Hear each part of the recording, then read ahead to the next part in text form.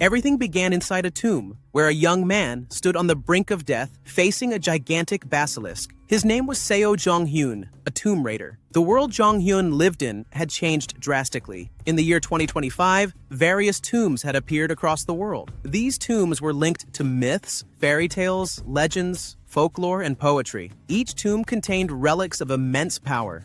Many stories told of people whose lives changed drastically after obtaining a relic from these tombs. The great power of these relics drove everyone to become tomb explorers. Seo Jong-hyun was one of the luckiest. He had acquired a relic called the Archaeist, which granted him an unparalleled ability to analyze tombs. This ability made him the greatest tomb excavator in the world. Unfortunately, he could no longer explore tombs alone. Governments and large corporations had begun to control them, seeking to monopolize the relics. Because of this, he joined TKBM, a highly renowned tomb excavation company. With the Archaeist, Jong-hyun helped TKBM rise to the top of the industry, even though many mocked him as nothing more than TKBM's lapdog. But in return, TKBM treated him poorly. Their CEO, Kwon Tae-jun, saw Jong-hyun's team as a threat and deliberately trapped them inside a perilous tomb, leading them to a grim fate. Just before the basilisk devoured him, Jong-hyun heard a voice calling for help, but it was already too late. Half of his body had been crushed. However, just before he met his end, the relic that had accompanied him for so long suddenly revealed itself. A raven appeared before him, offering him a second chance to see if this time he could become a king. After the relic's intervention, Jong-hyun awoke in a panic, his body completely intact. He quickly realized he was inside a police station. In his confusion, he gradually understood the situation. He had returned 15 years into the past. He was now reliving the moment when he had been blackmailed by a mother and son. Now, knowing that he had returned to a time before the tombs had appeared, Jong-hyun made a firm decision. In this second chance, he would claim every relic and never be deceived again. Lost in his thoughts, Jong-hyun suddenly realized that he was back in an annoying moment. He was once again faced with the mother and son who were extorting him. But this time, things were different. Jong-hyun could now properly defend himself, even if it meant ending up in prison.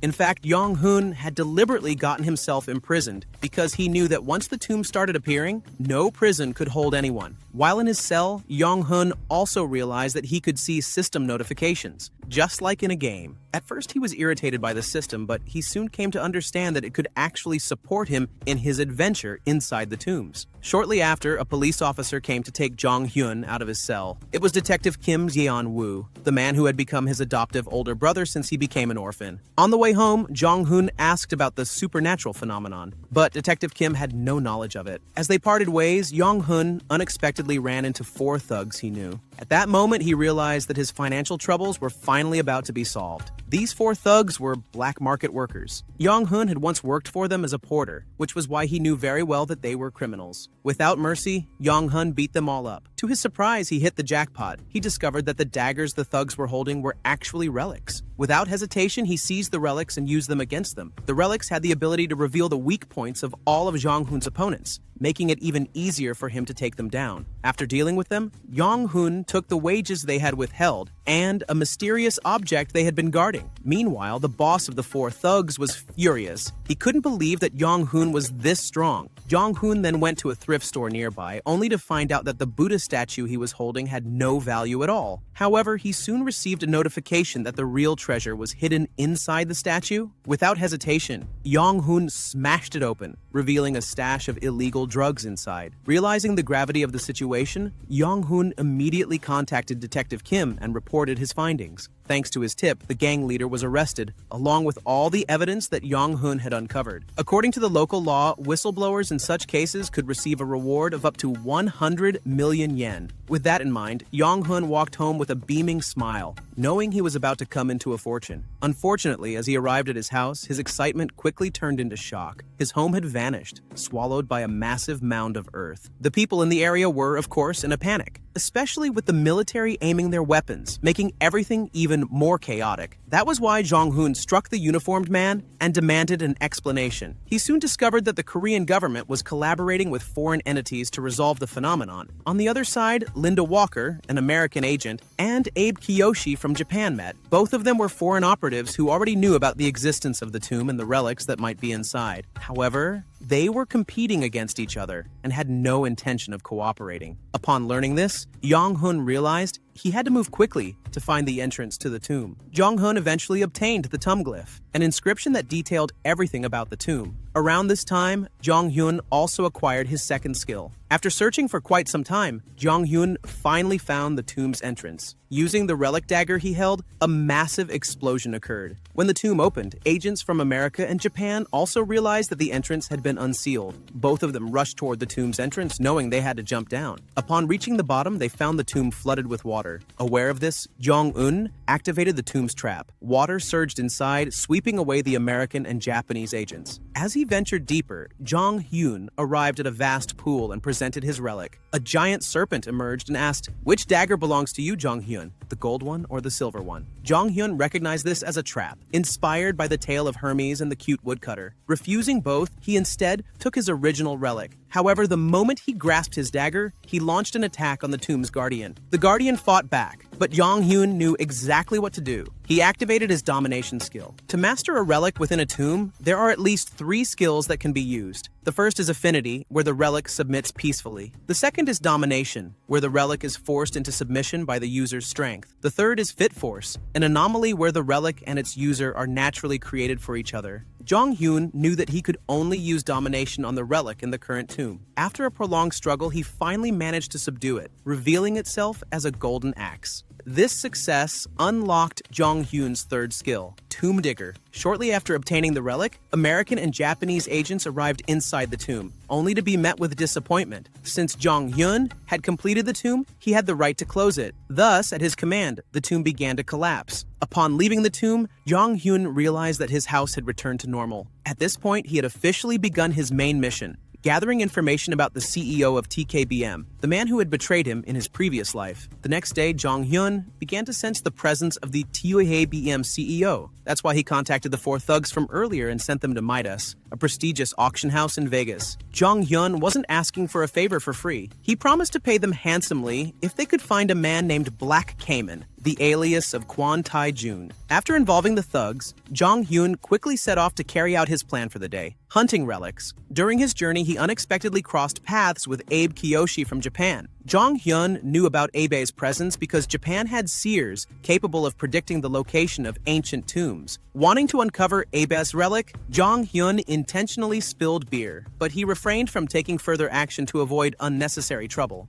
Shortly after they parted ways, Abe received a phone call from a Japanese seer, informing him that the previous relic conqueror was none other than Jong-hyun, the very man he had just encountered. After arriving at the site where the tomb was set to appear, Jong-hyun once again encountered Abe. However, before Abe could do anything, the tomb's entrance suddenly opened and exploded. It turned out that they had entered the cursed sword tomb of Muramasa. This tomb originated from the legend of a Japanese swordsmith family that was exterminated by Ieyasu Tokugawa through a sword known as Muramasa. Because of this, the tomb was filled with traps and broken swords scattered throughout its interior. Jong-hyun also started to feel a dense poison spreading inside, forcing him to hurry. Abe, who was there, attempted to use his gun, but it backfired and exploded on its own. Modern weapons were useless inside the tomb. Seizing the opportunity, Jong-hyun threw Abe into a pit filled with living corpses, trapping him and rendering him unable to move. Venturing deeper, Jong-hyun obtained 2 additional relics, a bracelet and a mochi.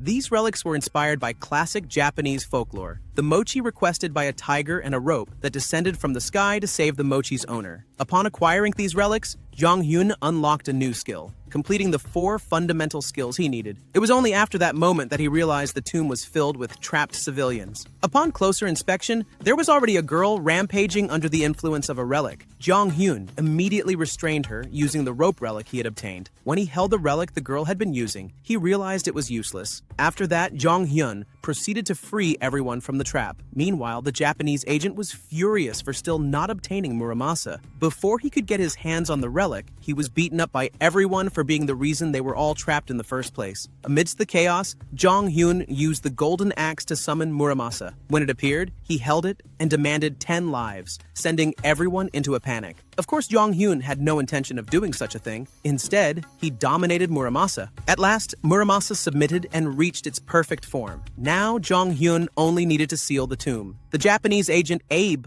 also wanted to escape, but upon hearing that he had been working with TIBM, Jong Hyun kicked him back inside just as the tomb collapsed. After leaving the tomb, it was revealed that relics could move on their own, like Muramasa, which was displeased about being kept in a bag and ended up being thrown into a closet. At this moment, Jong Hyun also realized that he had sustained injuries due to the side effects of domination. These wounds could worsen over time, but he had no other options. Just then, the system sent Jong Hyun a notification regarding affinity and domination. Without hesitation, he chose domination, as it was the ability he frequently relied on. As a result, he received a pill that granted immunity to domination side effects. Jong Hyun immediately recognized that this pill was ridiculously overpowered. After Muramasa's tomb was sealed, the event became an international headline. Japan was blamed for endangering civilians, which enraged the Japanese government. In response, Boss Ob vowed to capture Jong Hyun in the near future. Meanwhile, Jong Hyun received a call from one of his hired thugs in Vegas, informing him that the person he was searching for was likely there. However, Jong Hyun couldn't leave immediately, as he had just received a notification that an S-rank relic user had marked him. Realizing the danger, he decided to delay his trip to Vegas and prepare for his next move. The S-rank relic mentioned in Jong Hyun's notification turned out to be a book titled The Future, written by Shotoku Fusa. This relic did not emerge from a tomb, but instead chose its own owner. Its current owner was Sasaki Yuki. No matter what Yuki did, whether he ran, buried it, or threw it away, the book would always reappear. The Japanese government, aware of the relic's existence, decided to sponsor Yuki's improved lifestyle. Unfortunately, in Jong Hyun's previous life, this book also led to Yuki's tragic end. Now, Yuki had grown up and had an important duty, reading the future for the Japanese government. However, today's prophecy was terrifying. He foresaw that he would meet his end at the hands of a Korean. This was due to Jong Hyun arriving in Japan on that very day. Naturally, the Japanese government was on high alert. They set a trap for Jong Hyun in a sushi shop, using Yuki as bait. Unexpectedly, instead of cooperating, Yuki became mesmerized by Jong Hyun's handsome face and shut the door to the room. Seizing the opportunity, Jong Hyun attacked everyone outside and took Yuki with him, escaping from the restaurant.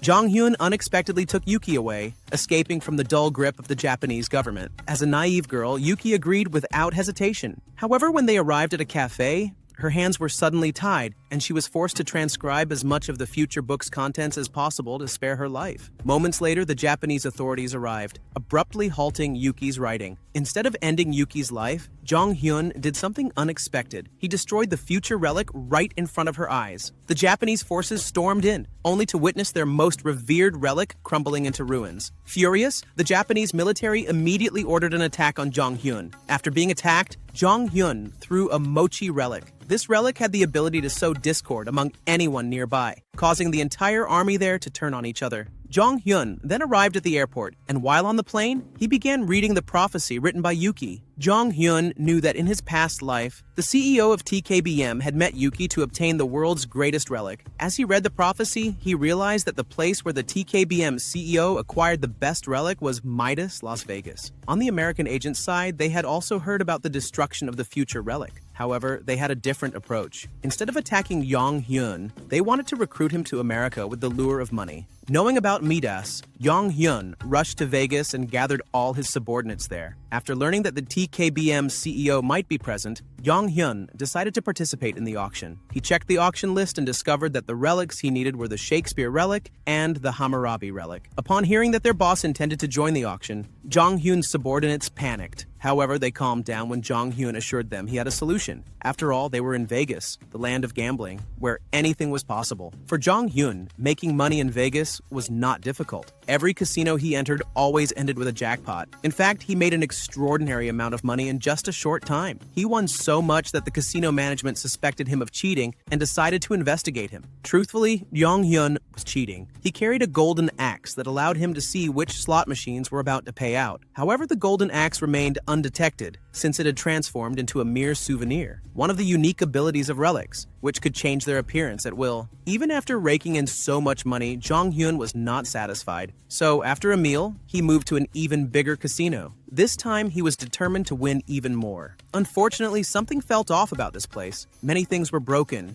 and the atmosphere was strange. Jong Hyun quickly realized that there was a relic nearby. That relic turned out to be a silver sword. While the golden axe revealed luck, the silver sword had the ability to expose misfortune. It wasn't long before Jong Hyun noticed a beautiful girl named Irene Horton. In Jong Hyun's previous life, Irene was known as one of the kings due to her body's resemblance to a relic. She was infamous as the king of bankruptcy. Anyone or anything near her would be struck by misfortune. Realizing this, Jong Hyun wanted to leave the casino as fast as possible. But something unexpected happened. Irene suddenly reached for his hand, her face lighting up with happiness. When he held her, the system notified Jong Hyun that his strength was drastically declining. That's why he brushed off Irene's hand and tried to escape. However, Jong Hyun's subordinates refused to let Irene be left behind. Unfortunately for them, they were the ones who ended up unlucky. Jong Hyun then warned everyone to stay away from Irene. Jong Hyun headed to the auction house. There, he hit the jackpot after encountering Yoon Si-woo, the son-in-law of TKBM's CEO. Not long after, the CEO himself, Kwon Tae-jun, appeared. Jong Hyun's emotions flared as memories of his past life resurfaced, but he had to stay calm. His revenge wasn't due yet. Lost in thought, he suddenly realized that misfortune was spreading to everyone around him, including Kwon Tae-jun, whose company had just caught fire. It was at that moment that Jong Hyun noticed Irene had been following him. Irene was well aware that she brought ruin to everyone she encountered. That's why she wanted to ask Jong Hyun how someone could become lucky. After all, he had just won big in Vegas. Jong Hyun initially wanted to run away, but the system notified him that he was gradually developing an immunity to Irene's misfortune. Seeing an opportunity, Jong Hyun decided to use this to his advantage in the auction. He invited Irene inside, intending to turn her into a curse for his bidding rivals. The auction began with more than 80% of the attendees choosing not to participate due to Irene's power. Jong Hyun also noticed that Kwon Tae-jun remained present, which signified that there was indeed a valuable item up for bidding. At this moment, Jong Hyun also realized the true nature of Irene's power. When her mood improved and she became happier, her bankruptcy-inducing ability grew even stronger. This power was so intense that even Jong Hyun's relic seemed to scream in response. After a complex bidding session, the auction finally reached its climax. The auction house unveiled a plant resembling a bonsai. Only Kwon Tae-jun and Jong Hyun knew that this was actually a priceless relic, the Qin Shi Huang's fire. This relic originated from the legend of China's first emperor, who sought the elixir of immortality. The tree was said to be the very symbol of eternal life. It possessed the power to heal diseases caused by other relics. In Jong Hyun's previous life, Kwon Tae-jun had only paid him with the fruit from this tree as compensation, despite the fact that Jong Hyun constantly lived in danger. This was why the two of them engaged in an intense bidding war until Kwon Tae-jun finally offered $10 million. Jong Hyun knew that competing financially against the CEO of TKBM was pointless, so he decided to use Irene's power to win instead. The power in question was, of course, not the power of bankruptcy, but Irene's financial strength. Kwon Tae-jun might be the CEO of a major company, but Irene was the heir of the wealthy Holton family. That was why she could win with a bid of up to $50 million.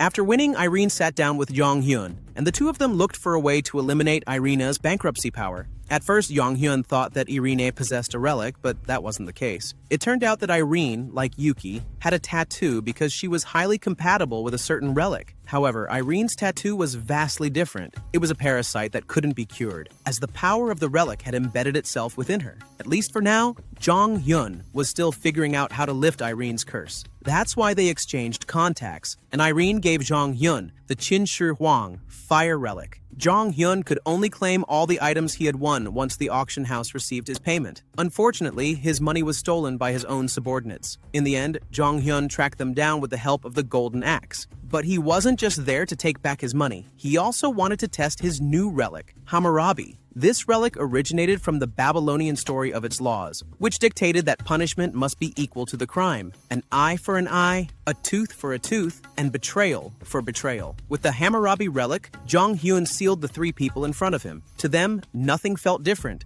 But in reality, Jong Hyun had already established a subordinate contract with two of them. He had no intention of torturing them. On the contrary, he even promised fair wages if they did their job well, along with a decent place to live. That was why they all agreed. And Jong Hyun also took the opportunity to tell them that the world was about to change. The next day, Jong Hyun assigned his subordinates to take care of Qin Shi Huang's fire. The night before, he had tried to control the relic using domination, but it was unsuccessful. Surprisingly, his subordinates turned out to be more more compatible with handling Qin Shi Huang's fire, as the relic seemed pleased with them. Shortly after, Zhang Hyun received a call from Kwon Taek-jun. The man had used his network to gather information about Zhang Hyun and was now offering a deal to obtain Qin Shi Huang's fire. However, Zhang Hyun couldn't care less and immediately hung up. This, of course, enraged Kwon Taek-jun, especially toward his son-in-law who had held him back at the auction. Feeling responsible, the son-in-law swore that he would obtain the Qin Shi Huang relic himself. Zhang Hyun already knew he would be targeted, so he had prepared a trap in advance. The two finally met in an underground bar where Yoon Si-woo confronted Zhang Hyun directly. But Zhang Hyun knew exactly how to defeat him with ease. In Zhang Hyun's previous life, Yoon Si-woo was known as a hot-tempered man. He once felt jealous of Zhang Hyun because he was fired while Zhang Hyun was promoted. When he attempted to attack, Yoon Si-woo couldn't use his relic due to his overwhelming emotions. The use of relics highly depends on the emotional state of the user. That's why Zhang Hyun immediately provoked Yoon Si-woo. As a result, when Yoon Si-woo tried to use his relic, he couldn't do anything.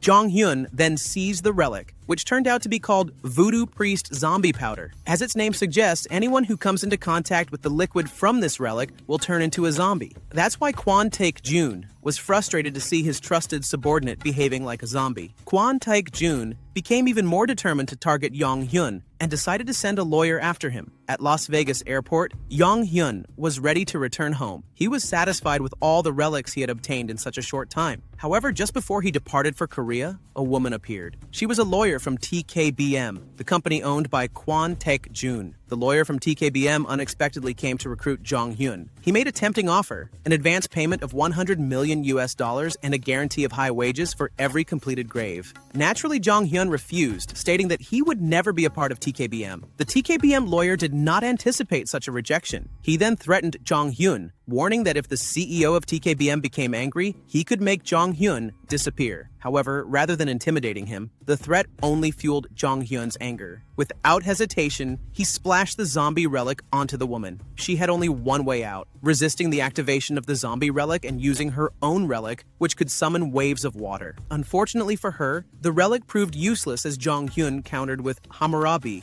Not far from the scene, CEO Kwok realized that his subordinate had been defeated. Now victorious, Zhang Hyun examined the relic he had acquired. However, before he could process everything, a familiar voice suddenly echoed. It was the crow responsible for his reincarnation. The crow warned Zhang Hyun that a great danger was approaching. Before he had time to react, CEO Kwok had already arrived at the scene. He knew that this moment had been foretold, a time when the existence of relics would be revealed to the entire world. The air grew tense as the two faced each other. Zhang Hyun made the first move, threatening Kwok, but the CEO of TKBM remained unfazed. Instead, he activated his relic's power, only to find that it had no effect on Zhang Hyun. In a swift motion, Zhang Hyun snatched a relic from CEO Kwok's suit, making the CEO even more furious. Kwok Taek-jun, who had lost his relic, did not appear too panicked. He was confident that he could overpower Zhang Hyun with his own relic. Zhang Hyun also knew that Kwok Taek-jun was not using just one relic. As the battle began, Kwok Taek-jun was shocked by how long Zhang Hyun could endure. Just as he was about to increase his power, a crow relic suddenly appeared between them. Kwok Taek-jun was mesmerized and attempted to dominate the relic. However, his power triggered an unforeseen event, something beyond anyone's expectations. The system warned Zhang Hyun that the Tomb of the Eternal Relics was about to appear. Zhang Hyun immediately realized that this so-called Tomb of the Eternal Relics referred to the Tomb of the Egyptian gods, which in his past life had marked the beginning of relics emerging all over the world. Knowing that they would soon be trapped in a tomb filled with powerful relics, Zhang Hyun ordered his team to pack up and leave. However, Kwok Taek-jun, still present, was unwilling to let that happen and used his relic once more to suppress Zhang Hyun. But before he could finish his move, another relic appeared in their midst. This time, it was an Egyptian god relic, Seth, a white dog symbolizing destruction and evil. Alongside him was a black dog, Anubis, the god of death and funerals. Anubis wore a golden necklace adorned with a green gemstone, the relic of Osiris, the Egyptian god of abundance and eternal life. At that moment, Zhang Hyun realized he was in a dire situation. Not only did he have to deal with Kwok Taek-jun, but he also had to face 3 eternal relics at once. When attacked by the eternal relic, everyone collapsed in weakness, including Kwon Taek-jun, everyone except Zhang Hyun, who remained standing tall. Both Seth and Anubis were shocked by Zhang Hyun's strength. Their surprise grew even more when Seth launched an attack, only for Jong Hyun to counter it using Hammurabi. Seth was startled. Hammurabi was a relic far weaker than him, yet in Jong Hyun's hands, it was unexpectedly effective. Anubis, witnessing the situation, suggested that they should use their full power. However, Seth refused, not wanting to exhaust themselves unnecessarily. He also noticed something unusual. Jong Hyun carried the scent of the crow relic. This revelation stunned Anubis as well, since every relic knew that the crow relic was supposed to be sealed away. Seeing the tension between the two, Jong Hyun recalled that Egyptian relics never had a good relationship with each other. After all, in their mythology, Seth was considered a treacherous brother. He realized that amidst their argument, he had an opening for a surprise attack. However, Anubis quickly caught on to his intentions and trapped Jong Hyun within the trial of Anubis's relic, a test conducted on a giant scale. In his previous life, the wielder of the Anubis relic had been a mere child who claimed the trial was ridiculously easy. Unfortunately for adults, the trial was nearly impossible to pass, as Anubis would pose questions that were inherently damning to grown-ups. For example, have you ever hurt someone? Have you ever destroyed someone else's belongings? Of course, Jong Hyun couldn't smoothly pass this trial. Declared guilty, he was cast into the pit of judgment, where vengeful spirits attacked him, ensuring he would never return to the surface again. Amidst his misfortune, Jong Hyun once again heard the voice of the crow relic. During Anubis's trial, the raven relic suddenly appeared and aided Jong Hyun. As the relic glowed, Seth, who was outside the trial chamber, was shocked when Anubis's trial room collapsed. Furious that the raven relic had sided with a human, Seth lashed out at it. However, the relic still wished to help Jong Hyun, but he insisted that he could handle everything on his own. Amidst the chaos, Osiris commanded Seth to use his full power. Without hesitation, Seth summoned and controlled all the wandering spirits he could. In response, Jong Hyun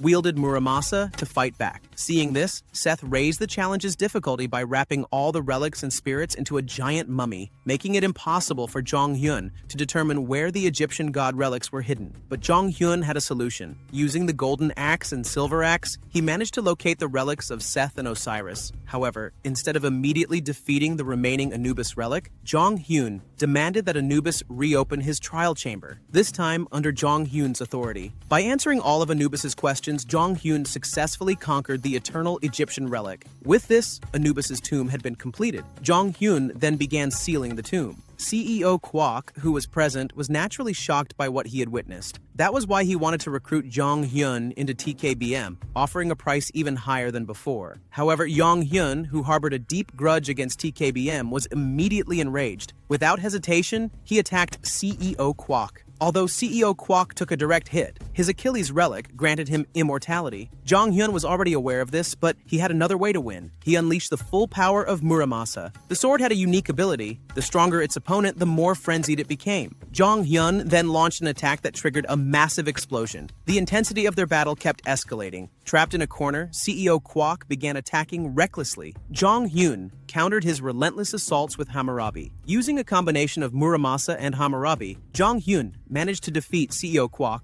but at the cost of his two precious relics being destroyed. Though CEO Kwok had been defeated due to the Achilles relic, this was clearly not the end for the TKBM CEO. Jong Hyun knew that his revenge was far from over. With that in mind, he left the scene along with all his subordinates. The next day, news about tombs and relics flooded media outlets worldwide. Jong Hyun explained to his subordinates that from now on, the world would undergo a drastic change due to the existence of relics. He also informed them that his own relics had been severely damaged from his battle against Kwok Taek-joon. Although the damaged relics could still be used, they now came with certain limitations. After giving his explanations, Jong Hyun made a phone call to Irene Holton. He told her that he might have a solution for her curse, but he first needed to find someone. Jong Hyun was searching for a Korean man named Yoo Jae-ha, one of the best relic restorers he knew. Jae-ha had once been a key figure under Jae-hoon at TKBM in the past. Unfortunately, finding him was not easy, especially since Jae-ha had gained an infamous nickname, the King of Conmen. After speaking with Irene, the two agreed to meet. Irene arrived at Jong Hyun's location in a private helicopter, clear evidence of her immense wealth. During their meeting, Irene was shown a picture of Yoo Jae-ha. To Jong Hyun's surprise, Irene revealed that she had met Jae-ha before. Just last month, the so-called King of Con Men had swindled her older brother out of a staggering $20 million,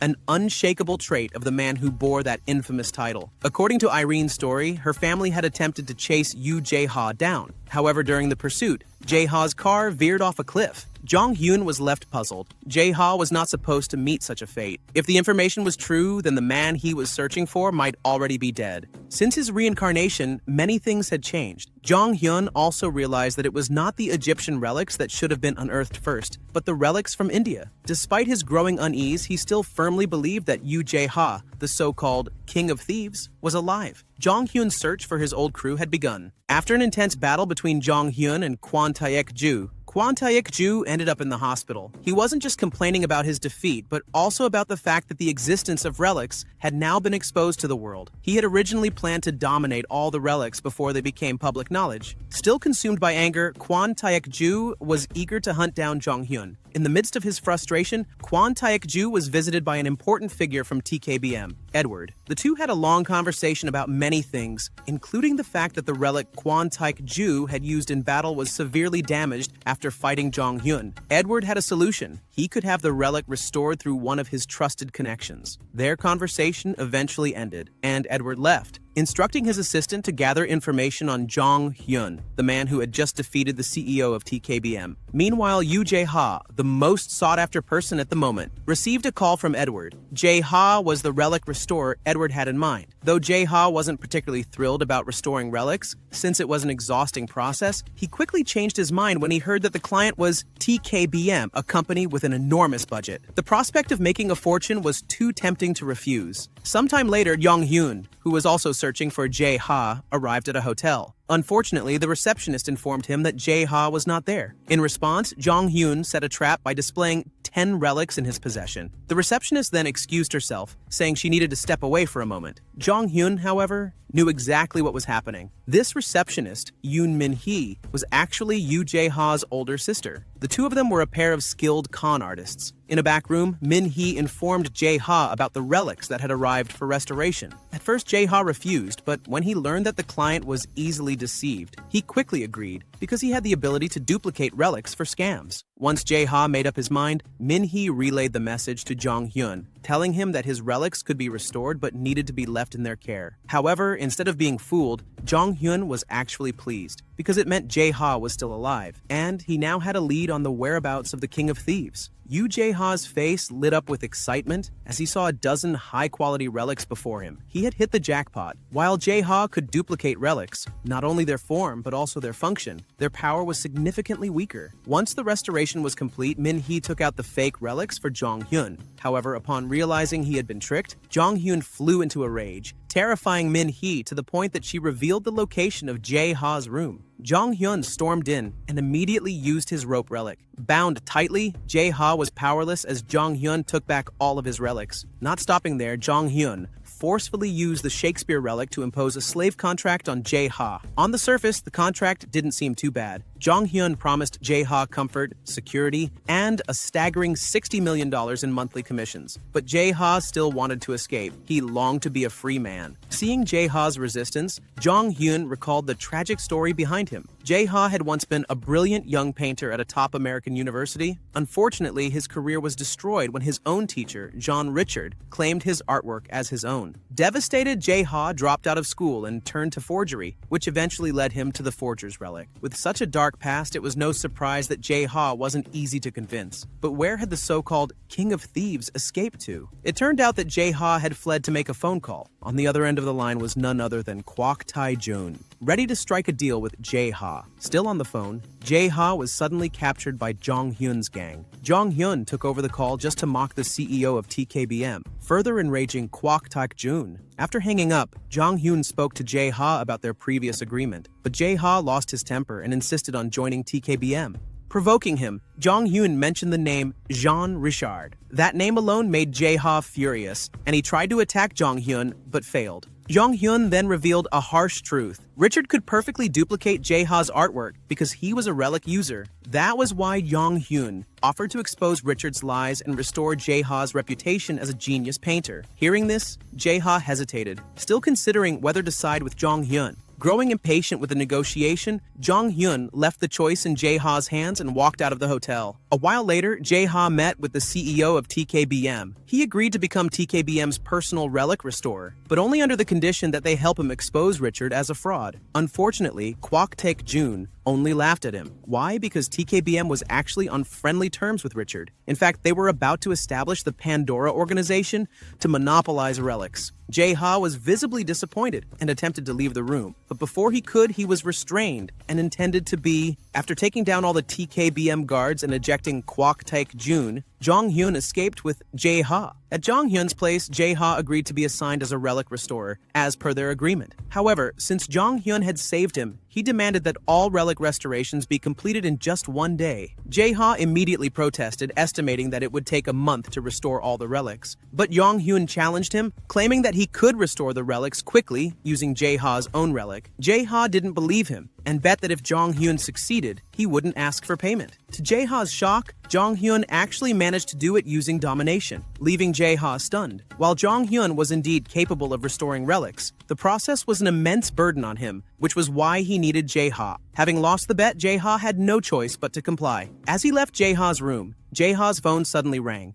It was a call from Edward. Edward was looking for Jong Hyun. Jong Hyun knew of Edward, as he was one of the wealthiest men on Earth and also a relic hunter. Edward proposed a collaboration with Jong Hyun to conquer a tomb in China. Initially, Edward claimed that his client was the Chinese government, but Jong Hyun saw through his lie. When pressed for the truth, Edward finally admitted that his actual client was Kira Clark, the general manager of relic research and a U.S. military general known as the Warlord Queen. Kira Clark was in the process of gathering pieces of the maple relics, and the tomb in China was one of the sites holding them. Upon learning this, Jong Hyun immediately agreed to the collaboration, of course with a hidden agenda of his own. 2 days later, Jong Hyun and Jae-ha flew straight to China with the help of Irene Holton, who owned a private jet. Jae-ha was briefly mesmerized by Irene's beauty, but he quickly realized that she was the younger sister of the person he had deceived. Irene, who was also aware of this, assured Jae-ha that he would be safe from her family as long as he helped Jong Hyun. After their introductions, Jong Hyun explained to Irene that she needed to learn how to use relics by training with him and Jae-ha. This was because the parasitic relic attached to Irene couldn't be removed at the moment, so the best course of action was to control it instead. Upon landing in China, Jong Hyun and Jae-ha found an unusual situation. 2/3 of the country had already turned into a graveyard. Knowing they had to move quickly, they prepared themselves. However, at such a critical moment, Jae-ha lost his restoration relic to a thief. Jong Hyun immediately requested his rope relic to chase after the culprit. The thief turned out to be a young boy who was actually an agent from the United States. The boy wielded the Medusa relic, which he couldn't fully control, making it easy for Jong Hyun to defeat him. After winning, Jae-ha was instructed to take all the relics the boy possessed. At this moment, Jong Hyun also realized that his own relic had not yet been restored by Jae-ha, but there was no other choice. Since they had already arrived in China, they had to keep moving forward, even with incomplete relics. After losing all the relics they had, the American agents grew restless about their team's condition. It turned out that America had brought along 3 of their top tomb raiders, Linda Walker, Thomas, and Vivian Lucy. Lucy was questioned about the whereabouts of her relic, but she couldn't say much. Jong Hyun had already used the Shakespeare relic to make a pact with Lucy. Every time she tried to explain what had happened to her, she would be tickled until she couldn't speak. This only worsened the American agent's frustration. Meanwhile, in a separate location, Jong Hyun and Jae-ha boarded a ship to enter the tomb's territory. Still navigating the waters, they realized that the tomb they were headed to had expanded in size. Because of this, their ship was attacked by sea creatures emerging from the tomb. The people who were attacked went insane, but Jong Hyun managed to escape the situation using the Shakespeare relic. It turned out that the tomb relic recognized Jong Hyun, because the relics had already been discussing how the crow relic had chosen a new owner. Jong Hyun then provoked this tomb relic, hoping to uncover the identity of the crow relic. It was revealed that the crow relic was one of the most powerful relics, capable of devouring other relics. As a formidable relic, it was despised by the others because it aided humans. For this reason, the crow relic had been trapped, and its owner had been destroyed by the other relics. Jong Hyun then realized that the last tomb that had trapped him with the giant serpent had a different interior design. He was now certain it was the very place where the crow relic had been imprisoned. After gathering all the information he needed, Jong Hyun continued provoking the tomb relic in China. In response, the relic sent its army of sea monsters to attack him. Their conversation came to an abrupt end. The two of them fought relentlessly, and even Jong Hyun's newly repaired relic was destroyed once again. With no other options left, they had only one choice: to flee. However, as they were escaping, they ran into an American agent seeking revenge. Here, Agent Thomas from America confronted Jong Hyun. Thomas was an A-class relic user with formidable combat skills, forcing Jong Hyun to be cautious in battle. But it didn't take long. Jong Hyun managed to defeat Thomas, seize his relic, and escape on a small boat with Jae-ha. The American forces intended to pursue them, but Jong Hyun used his rope relic to hurl Linda into the ocean, halting the agent's chase. Upon reaching the inner chamber of the tomb, Jong Hyun arrived at the relic's location, which appeared as a giant tree. The relic's trial required him to pray until it was satisfied. However, Jong Hyun had a different solution. He was going to cut it down. After cutting down the tree earlier, the relic that appeared was a map originating from the Ming Empire's story. It was said that the Ming Emperor once ordered more than 60 ships to sail in search of treasures across various parts of the world, achieving great success. That's why this relic map was valuable. It could reveal various treasures related to relics. Once restored, the relic could be used properly. Irene, who had just tried using it, was able to see the location of the relic connected to her curse. It was in Turkey. That's why their next destination was Turkey. However, before departing, Jong Hyun ordered Jae-ha to duplicate the map and hand it over to the Americans. Jae-ha was, of course, terrified, as he had to deceive a superpower nation and its general, Kira. But Jong Hyun insisted it had to be done because Kira was ambitious about monopolizing relics. She was actively searching for all the relic maps, and the one she desired most was the Columbus relic, a relic that revealed the locations of all tombs and scattered relics. After duplicating the relic map Kira wanted and handing it over to the American agents, Jong Hyun, Jae-ha, and Irene enjoyed their lives as VIP guests of Edward. Unfortunately, it didn't take long before Edward faced protests from the Americans over the missing map, and even the British Prime Minister had disappeared. Furious, Edward lashed out at Jong Hyun. But in the midst of Edward's anger, Jong Hyun only responded with a bright, carefree smile. It turned out that Jong Hyun had a plan. He instructed Edward to call Kira and connect the call to him. Once connected, Jong Hyun claimed that he could help Kira find the missing Prime Minister of the United Kingdom. He only needed access to the relic map that Kira possessed. At first, Kira didn't believe him, but Jong Hyun insisted that he could unlock the full potential of her relic map. Jae-ha and Edward were shocked to discover that Jong Hyun had such an ability, but after observing him, they realized he was lying.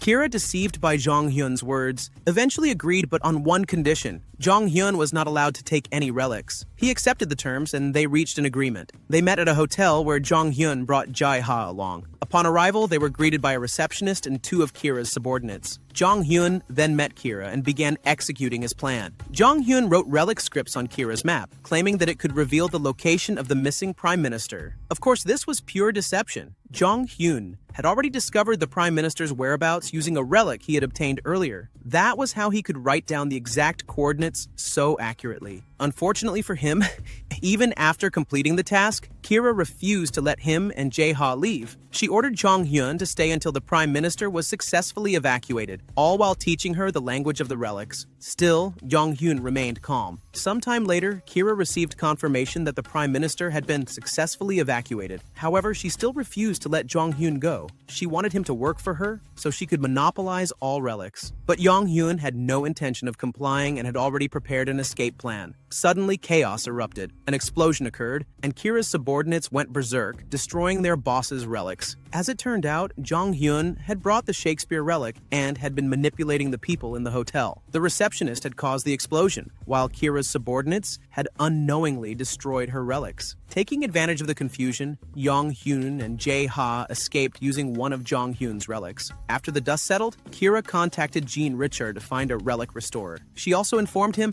that Jong Hyun was responsible for destroying her relics, meaning that she now had a common enemy with Jean Richard and TKBM. Amid Kira's frustration, Jean Richard attempted to calm the American general by stating that Pandora would soon be formed. and ordinary people would no longer be able to use relics. After the chaos with Kira, Jong Hyun and his group had arrived in Turkey. Irene was delighted because she could finally interact with other people, even if only for a brief moment. Sometime later, Jong Hyun, Irene, and Jae-ha reached a tomb, the birthplace of Irene's parasitic relic. The tomb was already in ruins, as the relic was no longer there, but it hadn't been sealed off yet. Because of this, the three of them decided to enter despite the heavy surveillance by the American military. Jong Hyun devised a unique way to infiltrate the tomb. He detonated a relic to create an underground tunnel. With that, the three of them successfully made their way inside. Inside, Jong Hyun discovered inscriptions about the relic of the tomb. It turned out to be the Hand of Midas. The legend told the story of King Midas, who was granted a wish by the gods. Everything he touched would turn to gold. At first, Midas was pleased, but he soon realized the curse when his food and drink turned to gold as well, condemning him to a life of misfortune. This was exactly what Irene was experiencing. King Midas was only able to break the golden curse after bathing in the Pactolus River. Because of this, Jong Hyun decided to search for the river within the tomb, believing it could counteract Irene's relic's power. However, before they could begin their search, the three of them were ambushed by American soldiers. Jong Hyun immediately ordered his group to escape while he stayed behind to fight them all. On the other hand, Kira had also heard that her subordinates in Turkey were asking for help. When she learned that they were being attacked by two men wielding relics, she immediately realized that one of them was Jong Hyun. Meanwhile, Jong Hyun, who was still fighting against the American agents, found a shortcut to victory. He escaped to activate the glowing tomb trap, swiftly dealing with the American soldiers. Jong Hyun, Jae-ha, and Irene then continued their exploration inside the tomb. Eventually, they discovered a spring. Jong Hyun was certain that this could be the solution to Irene's relic curse, so he instructed the beautiful woman to soak in the water. As Irene bathed, the tomb's relics suddenly went berserk. There was still a relic hidden there. This relic caused Irene's body to turn into gold, forcing Jong Hyun to intervene. Upon entering, he realized that the Midas relic was actually divided into two separate relics, the Golden Hand and the Hand of Ruin, each trying to destroy the other. That was why the Midas relic sought to eliminate Irene. However, Jong Hyun refused to let that happen. He commanded Irene to use her domination ability to fully control the Midas relic. The relic's agonized screams echoed throughout the entire tomb as Irene and Jong Hyun exerted their combined power. Longer turned into gold. Naturally, she was overjoyed. She could finally control the relic of bankruptcy. Elsewhere, Kira was enraged when she received no confirmation from her strike team regarding Jong Hyun's presence at the Turkish tomb. She vowed to eliminate Jong Hyun and his group that very day. Back at Jong Hyun's location, a strange phenomenon occurred. The tomb began to tremble as if it were about to collapse under attack. Jong Hyun immediately realized that this was the power of Kira's strongest relic, the relic of Sekhmet. In Egyptian mythology, Sekhmet was the goddess of destruction, and this relic granted Kira the ability to attack her targets regardless of distance or time. A terrifying power, indeed. However, Jong Hyun had his own way of dealing with it. He used the relic of Hammurabi to withstand the tremors, and then activated the newly acquired tomb restoration skill. Eventually, they managed to escape safely. At the American agency's headquarters, chaos ensued. Despite Kira unleashing her ultimate attack, they were unable to locate Jong Hyun and his group. Frustration spread throughout the team, made worse by the side effects of the relic of Sekhmet. Each time Kira used it, she would regress into a baby until her strength was fully restored. Amid the commotion,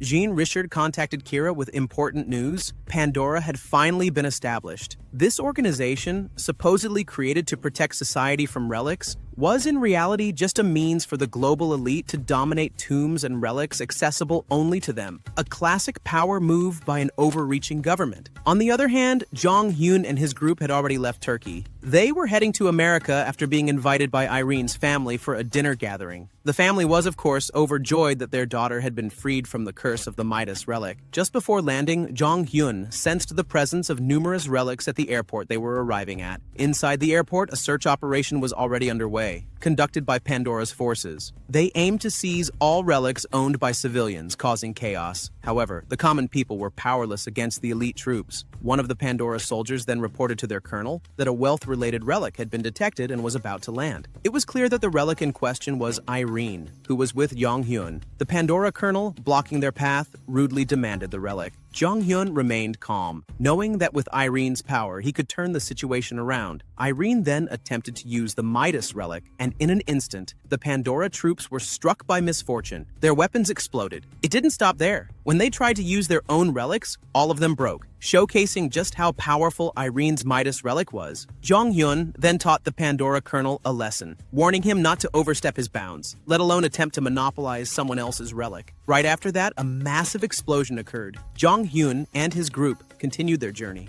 Along the way, he asked Irene how she felt after using the Midas relic for the first time. He was puzzled. She seemed perfectly fine, even though a relic as powerful as Midas should have had some side effects. As Jong-hyun and Irene were searching for answers about the relic's side effects, they were suddenly shocked by a strange phenomenon occurring in Irene's body. Irene was experiencing side effects from the Midas relic. Jong-hyun wanted to help her using domination, but Irene suddenly lost consciousness. When she woke up, she simply approached and hugged Jong-hyun. The crow's system, which only Jong-hyun could see, explained that the side effect of the Midas relic was that its user would go insane and must obtain whatever they desired. Right now, Irene wanted to smell Jong-hyun's sweat, a dream scenario for all the lonely souls out there. Irene quickly came to her senses and, of course, felt embarrassed about hugging Jong-hyun. Upon arriving at Irene's house, Jae-ha refused to get out of the car because he had just deceived Irene's older brother. However, Irene assured Jae-ha that he would be safe. The moment he stepped out, his bad luck was confirmed. Standing there was George Holton, Irene's brother, the very person Jae-ha had tricked.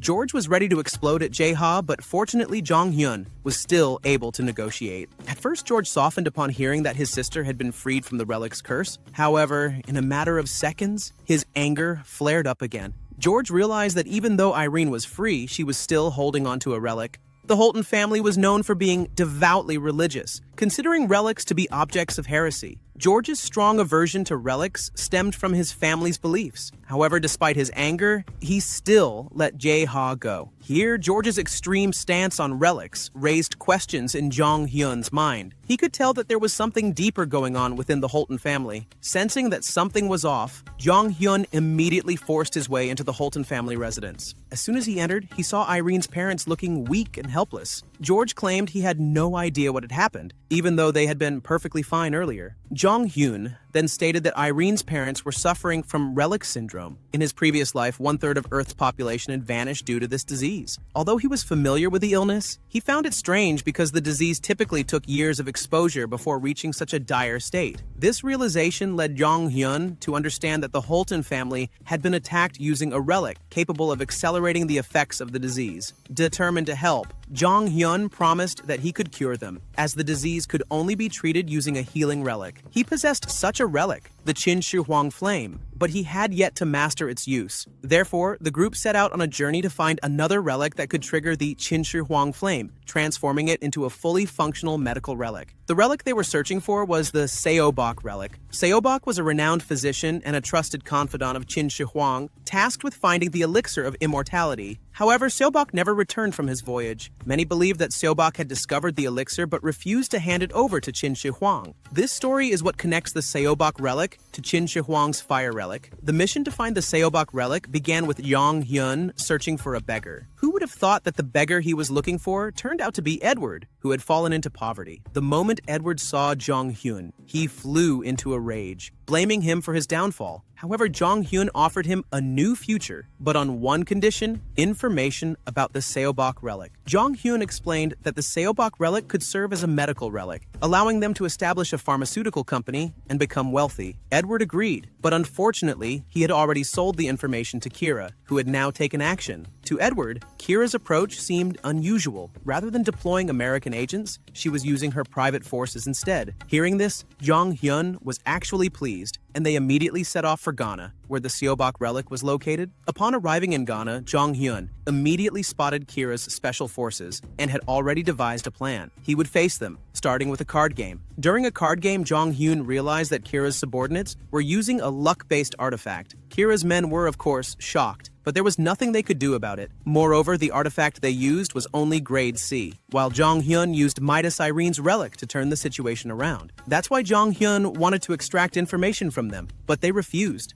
At this moment, however, Midas Irene's relic lost control, causing Kira's subordinates to suffer immense pain and spill everything. It was revealed that the Seobok relic had been buried in a northern grave under Kira's orders. Without wasting time, Jong-hyun rushed there. Just as he was about to depart, a new problem arose. Jong-hyun lost control of Irene. due to the side effects of Midas's relic. Fortunately, he managed to find Irene in a short time, though he once again felt something strange about the situation. On Kira's side, having suffered multiple defeats at the hands of Jong Hyun, she had already learned that the man she was searching for had arrived in Ghana. However, she was confused. Why was Jong Hyun there when the relic in Ghana wasn't meant for battle? Meanwhile, Jong Hyun had already started breaking into the tomb. Explosions echoed as he used them as shortcuts. Upon entering, they were shocked to find a tea plantation and underage workers. Jong Hyun's Raven system explained that these children were under the influence of the Shinin relic. Shinin comes from Chinese mythology, known as the first person to create agricultural tools and teach farming techniques. There's also a story that says Shinin's agricultural leaves were poisoned by toxic weeds, forcing people to chew the leaves to neutralize the poison. Seeing the Shinin artifact in this place,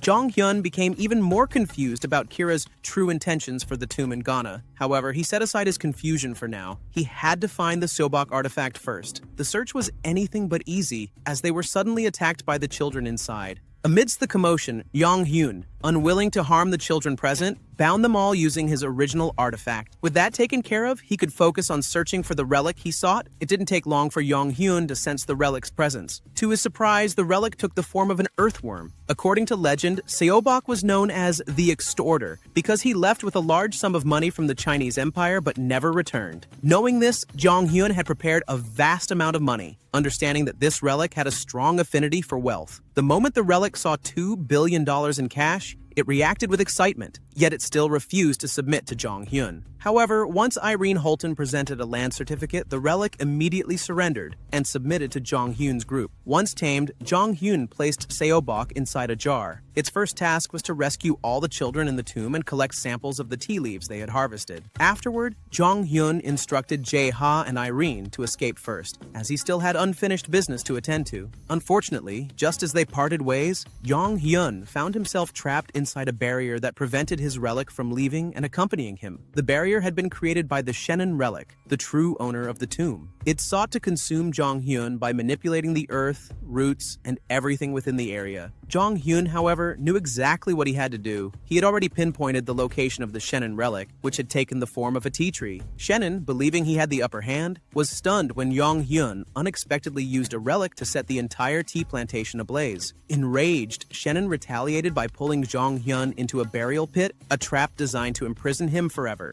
But did Shinin win? Absolutely not. Jong Hyun was even more reckless. He set the pit on fire, triggering a massive explosion inside the tomb. Moments later, Jong Hyun emerged from the ruins, having successfully obtained the Shinin relic and sealing the tomb shut. Now, all that was left was to hand over the relics to Jae-ha for restoration. With this, the expedition at the Ghanaian tomb was officially completed. Meanwhile, in Los Angeles, Jong Hyun's subordinates were guarding the flames of Qin Shi Huang. They acted as attendants to the relic, though at the end of the day, a job was still a job. One of them soon received a call from Jong Hyun, ordering them to relocate from Los Angeles to New York. Jong Hyun, Jae-ha, and Irene arrived in New York first, but many strange things started happening. Irene was unable to contact her family, who were supposed to pick them up, and Jong Hyun's subordinates were also unreachable. After landing, things became even stranger. Jong Hyun's men, who had arrived earlier in New York, had been taken by American agents to seize Qin Shi Huang's relic. This was something that couldn't be ignored, but unfortunately, Jong Hyun was stuck in traffic. In this situation, Irene, who was desperate to save her parents, started to panic. Without realizing it, she activated the Midas relic, making the situation even more chaotic. Luckily, Jong Hyun was there to calm her down, allowing her to suppress Midas's power. After analyzing the situation clearly, Jong Hyun decided to rescue his subordinates first. He used a relic he had obtained from the CEO of TKBM during their first meeting. This relic had an extraordinary teleportation ability. Not only did it instantly transport Jong Hyun to his subordinates, but it also sent all the American agents to Mongolia. This relic was called the God's Invitation, inspired by the ancient Japanese kamikaze concept, where people believed that gods could make them disappear and transport them elsewhere. After successfully saving all his subordinates, the Qin Shi Huang's fire relic was finally in Jong Hyun's hands.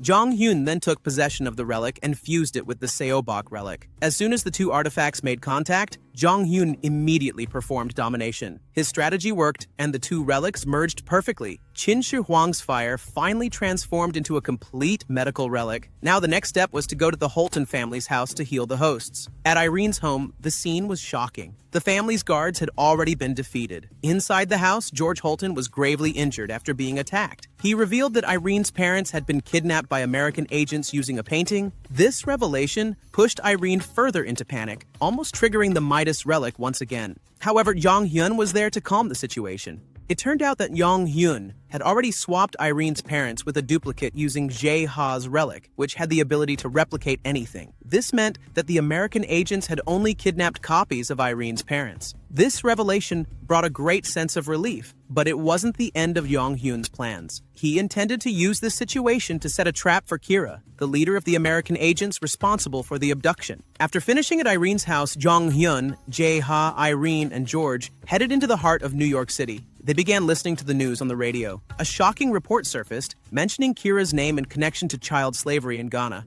It was Jong Hyun who had exposed her by recording the activities of the children there and sending the footage to Edward. With his expertise in media, Edward successfully cornered Kira. Even the president of Ghana publicly announced that the country was withdrawing from Pandora. This, of course, enraged Kira, but it brought satisfaction to Jong Hyun. It didn't take long for Kira's fury to reach Jong Hyun. They were suddenly attacked by the relic painting that George had previously mentioned. The American agents escorting Kira were by her side. Arrogantly, Kira ordered Jong Hyun and his group to hand over their medical relics. She claimed that Irene's parents were trapped inside the painting, leaving them with no choice. However, Jong Hyun boldly challenged Kira's threat. The American general panicked when he realized that the painting contained nothing and no one. Amid her growing anxiety, Kira launched an attack on Jong Hyun, but he remained composed. Meanwhile, Irene had already lost her temper, fully prepared to fight Kira, who had attempted to take her family hostage. Jong Hyun urged George to flee, knowing this battle was about to become extremely dangerous. A clash between America King of War, Kira Clark, and the King of Bankruptcy, Irene Holton.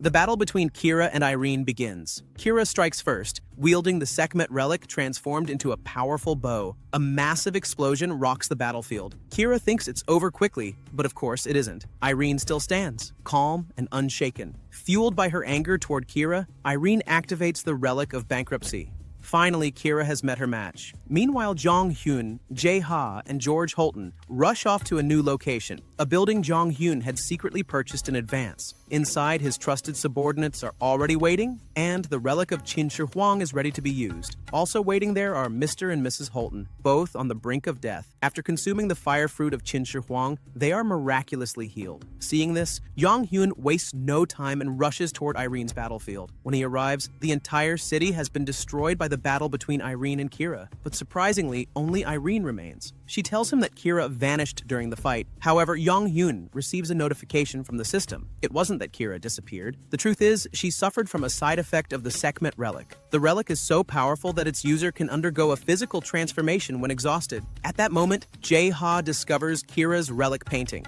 Jong Hyun uses a torn piece of the relic to track her down, and to his shock, he finds that the War King, Kira Clark, has turned into a silkworm. After securing Kira as a hostage, Jong Hyun informs Irene about her parents' recovery. The two part ways for the time being. Jong Hyun and Jae Ha head to a luxurious mansion prepared for them. Jae Ha is immediately tasked with repairing the Van Gogh relic, a relic capable of entrapping people. Meanwhile, Jong Hyun attempts to communicate with Kira, who keeps raging uncontrollably. Annoyed by her endless yapping, he traps her inside a bottle filled with alcohol. According to legend, Sekhmet is weak to alcohol, so the same tactic works well on Kira. A while later, Jae Ha reports that the Van Gogh relic is ready. Suddenly, they both sense they are surrounded. Kira's subordinates have tracked them down, searching for their missing leader. Jong Hyun tosses the bottle containing Kira, and she quickly returns to her original form, only to be immediately trapped inside the completed Van Gogh relic. Jong Hyun intends to interrogate her, but the War King refuses to calm down. Kira orders her subordinates to find a way out, but thanks to Jae Ha's modifications, there is no escape. Worse yet, Jae Ha can draw monsters into the relic world to keep them under pressure. Realizing he can't get any useful information and that Kira poses a future threat, Jong Hyun makes a cold decision. He burns the Van Gogh relic, erasing both Kira and her subordinates for good. The next day, Jong Hyun and Jae Ha are aboard the Holton family's private cruise ship, celebrating the recovery of the family patriarch. During the celebration, Jong Hyun is granted full sponsorship from the Holton family, not just for tomb expeditions, but also for launching a medical relic company of his own. While speaking with Mr. Holton, a crow-shaped relic suddenly appears. Its presence causes all other relics, including Irene's Midas, to vibrate violently. Jong Hyun immediately orders everyone to clear out, leaving only him and the crow relic behind. The crow delivers a warning. Jong Hyun is now being targeted by multiple S-rank relics, including the Golden Dragon Liu Chao relic, one of the very relics that once sealed the crow relic itself. Despite the warning, Jong Hyun remains calm and composed, which slightly relieves the crow. Impressed by Jong Hyun's unwavering demeanor, the crow rewards him with an S-rank relic, Hoonbu and Nolbu. Since its abilities are unknown, Jong Hyun decides not to use it recklessly and instead seals it within the Van Gogh relic for safekeeping. The next day, Jong Hyun's relic company is officially established, with Edward appointed as its lead operator. After wrapping up initial affairs, Jong Hyun receives word from Irene. They've been invited to a summit hosted by Pandora, gathering all major Tomb Raiders. Jong Hyun initially refuses the invitation, especially since it's issued by the CEO of TKBM, someone he despises. But when he sees the name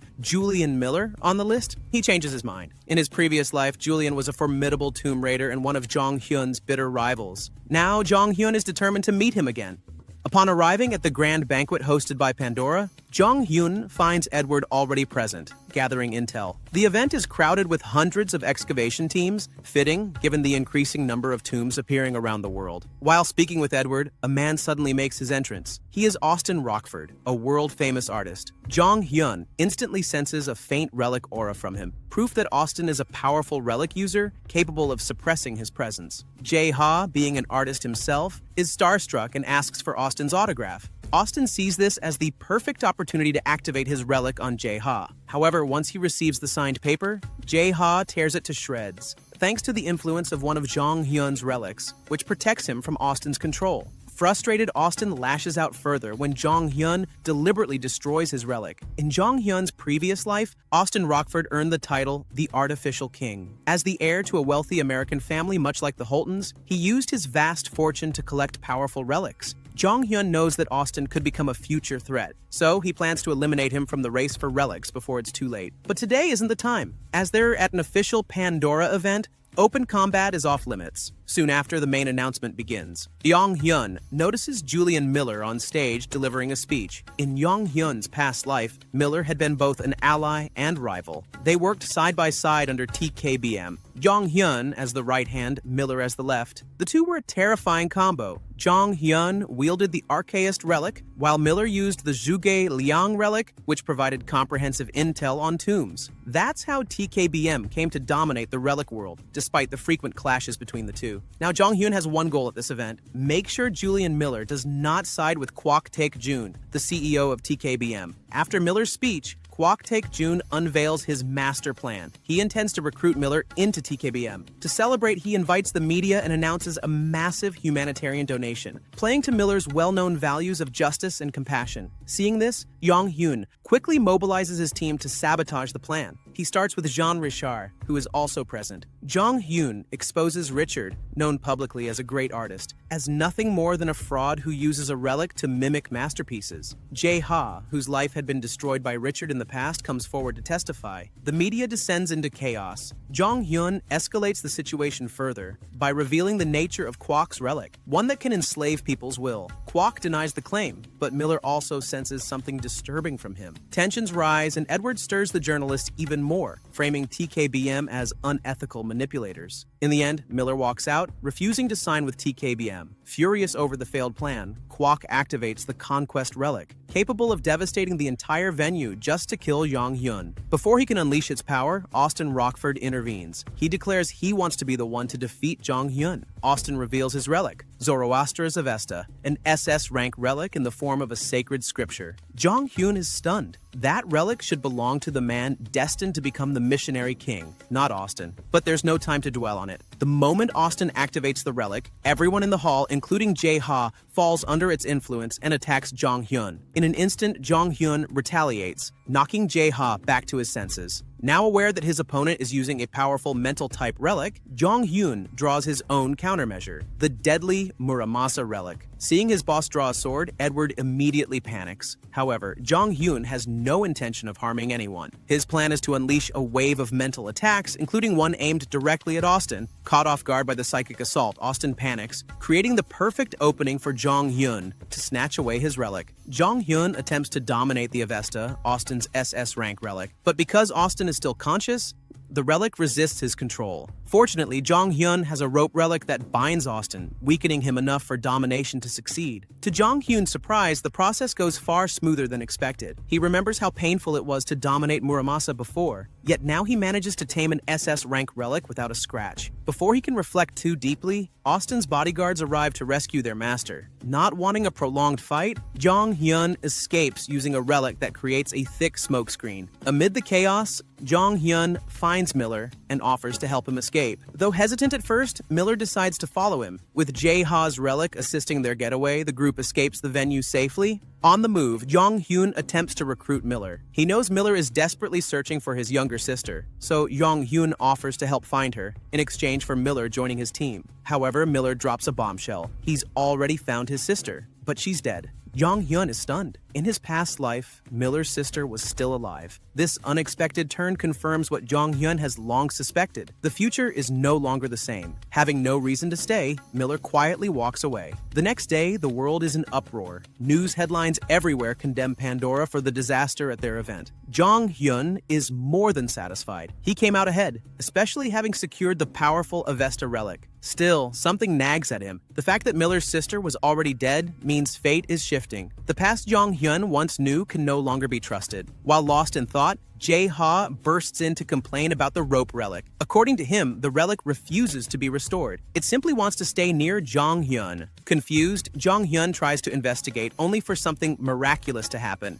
The rope relic, Rope, evolves into a rare rank B relic. Even as a seasoned tomb raider, Jong-hyun has never seen such a phenomenon. Then, a system notification appears. He has earned the title Relic Trainer, which grants him the ability to level up relics. Realizing the implications, Jong-hyun finally sees the path before him. This power could allow him to dominate the relic world entirely. Elsewhere, Pandora, still reeling from the PR disaster, holds an emergency meeting. But the agenda isn't just about the backlash. Pandora has detected 7 tombs set to emerge around the world, each housing relics capable of changing the fate of humanity. To seize control of these tombs, Pandora begins selecting the world's top relic users. Their shortlist includes Kwok Taek-jun, Austin Rockford, Jean Richard, Julian Miller, Irene Holton, and Yu Jae-ha. But the most shocking name of all is Seo Jong-hyun, holder of 50 relics and now referred to as the Tomb Raider King. Pandora is shaken. Jong-hyun, a rogue actor who refuses to ally with them, has become their biggest threat. To stop him, Pandora resolves to monopolize all information regarding the 7 upcoming tombs, ensuring Jong-hyun is left in the dark. Back to Jong-hyun.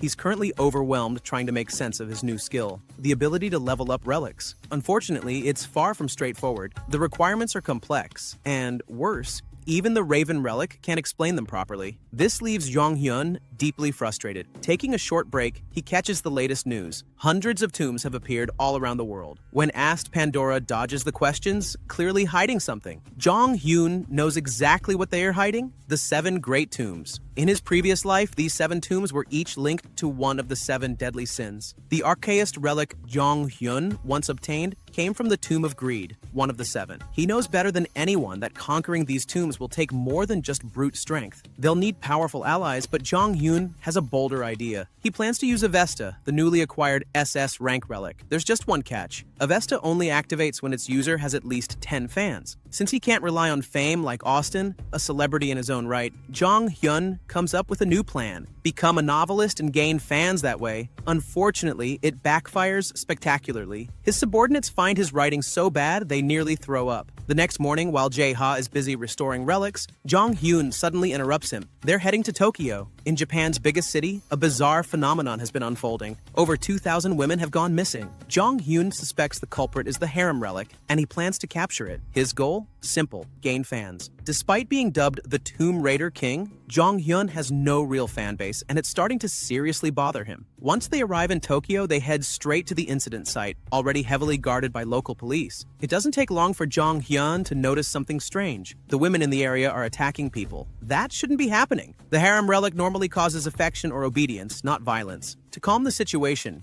Jong Hyun unleashes Muramasa, neutralizing the aggressive crowd. Among them is a girl named Yuki, a future relic user from Japan. Once she regains her senses, she confesses she was hypnotized by an American agent named Simon. Now things make sense. Simon is using a combination of the harem relic and his own necromancer relic to control these women and turn them into fighters. This turns what was supposed to be a simple relic capture into something far more complicated. Preparations to face Simon begin. Jong Hyun turns his attention to the weakened Anubis relic, which Jae-ha had intentionally left unrestored. Now was the time to tame the Egyptian god. Jong Hyun tries to form a contract peacefully, but Anubis refuses. So Jong Hyun takes out his secret weapon, rope. Using it, he subjects Anubis to relentless humiliation, holding his hand, making him sit, even playing fetch like a house dog. As a divine relic, Anubis is horrified, but faced with endless indignity, he finally gives in and accepts a contract. His pride may be shattered, but he's now under Jong Hyun's control. With Anubis on his side, Jong Hyun heads to confront Simon. The American agent is confident, commanding thousands of hypnotized women using the harem relic, but Jong Hyun has the perfect counter. He uses Anubis to summon the undead, raising corpses from nearby graves. The moment fear strikes the women's hearts, the harem effect is broken. The relic cannot control victims consumed by terror. Now surrounded by zombies, Simon panics. Defeated, he let slip a critical piece of information. He was supposed to conquer one of the 7 great tombs that are about to appear. Jong Hyun realizes he just hit the jackpot. This intel confirms Pandora really is hiding the existence of the 7 tombs. Defeating Simon isn't just about winning a relic. It earns Jong Hyun the admiration of over 2,000 women he rescued. With that, he finally meets the Avesta relic's condition, having at least 10 fans. The next day, in a hotel room, Jong Hyun decides to stay in Japan and wait for the appearance of one of the 7 great tombs. In the meantime, he's now swarmed by adoring fans. Among the crowd, he spots a familiar face, Lee Sul-ah. In his past life, she was a spy working for TKBM. Later, back in his hotel room, Jong Hyun checks on his relics. Several have evolved, including Shakespeare, which is now rank S.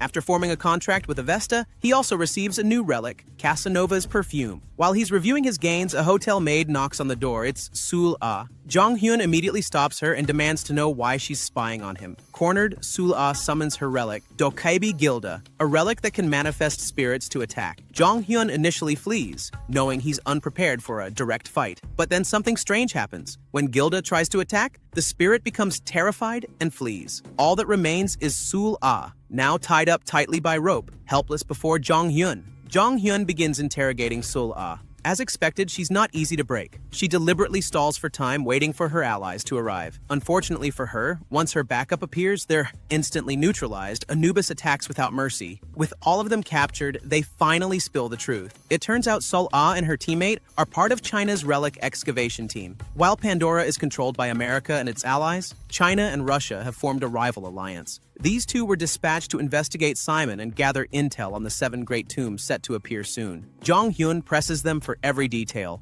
digging deep until he's satisfied. Surprisingly, after the interrogation, he lets them go. His reasoning? In the future, he plans to recruit Sul-ah for his own team. A few days later, Jong Hyun sets out for Kyoto, where a massive tomb has just appeared. The city lies in ruins, and the tomb itself resembles a giant Roman Colosseum. At first, the area seems abandoned, until Yoon Si-wo from TKBM arrives. As Jong Hyun is about to provoke Yoon Si-wo again, a man suddenly steps forward, shocking Jong Hyun. The man introduces himself as Chen, a relic excavator working with TKBM. He offers to cooperate with Jong Hyun, but Jong Hyun flatly refuses. In his past life, Chen had been part of Jong Hyun's excavation team, but he was a traitor. When Kwok Taek-jun began to see Jong Hyun's team as a threat, Chen conspired with TKBM's CEO to trap Jong Hyun inside a tomb, leading to his near-death encounter with a basilisk and his eventual bond with the Crow relic. There's no way Jong Hyun would ever trust him again. He turns away, leaving the TKBM team behind without a second thought.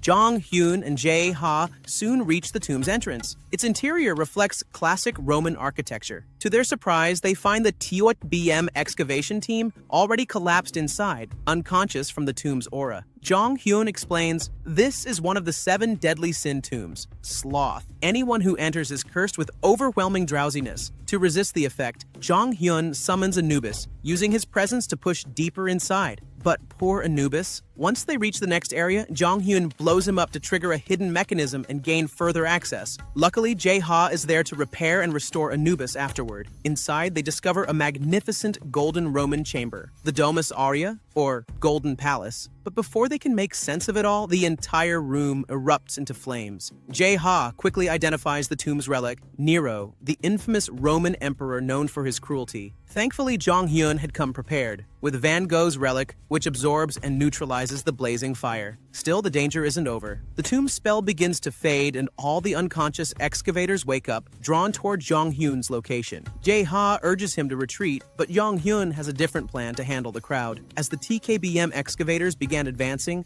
Jong Hyun revealed his new skill, tomb destruction. With it, he obliterated the entire tomb structure, using the collapse as a trap to delay the others. Once the destruction was complete, he and Jae Ha escaped deeper inside, heading for the innermost chamber of the tomb. The inner sanctum resembled an ancient Roman theater. Fittingly so, Nero, the infamous Roman emperor, was well known for his obsession with the arts. Although he tried his hand at creating art and life, he was utterly talentless. Once they entered, the doors slammed shut and flames erupted throughout the space. Nero's relic demanded worship, declaring himself a god. Jong Hyun tried a clever strategy. He used the Homer glasses, a relic inspired by the legendary Greek poet, hoping Nero would respect the literary symbolism and submit. But that backfired spectacularly. Nero, furious, struck Jong Hyun with flames and seized both the Homer glasses and Van Gogh's relic, absorbing their artistic powers for himself. He then launched an all-out assault on Jong Hyun and Jae Ha, but then, unexpectedly, Nero stopped attacking. He recognized Jong Hyun, not as an enemy of the Crow relic, but as the author of the failed novel that even Jae Ha had mocked. In a bizarre twist, Nero was a fan of Jong Hyun's awful literary work. Enthusiastic, Nero proposed a contest, not a battle of strength, but a duel in literary creation to determine who could craft the superior piece of writing. Jong Hyun was left utterly dumbfounded. After all, both he and Nero were notoriously terrible writers. Naturally, Jong Hyun refused. He knew his limits and thought the entire challenge was ridiculous. However, he was also cornered. The tombs tied to the 7 deadly sins were crucial, and they needed the relics within. Backing out wasn't an option. Amid his internal conflict, Jong Hyun received a system notification. Someone with the maneuver relic, a tool that reveals the weaknesses of tombs and relics, was approaching. Jong Hyun instantly knew who it was: Julian Miller. If Julian found Nero first, there was a real chance he'd conquer the tomb. So Jong Hyun made a counteroffer to Nero. If they were going to have a literary duel, Jong Hyun would choose the stage.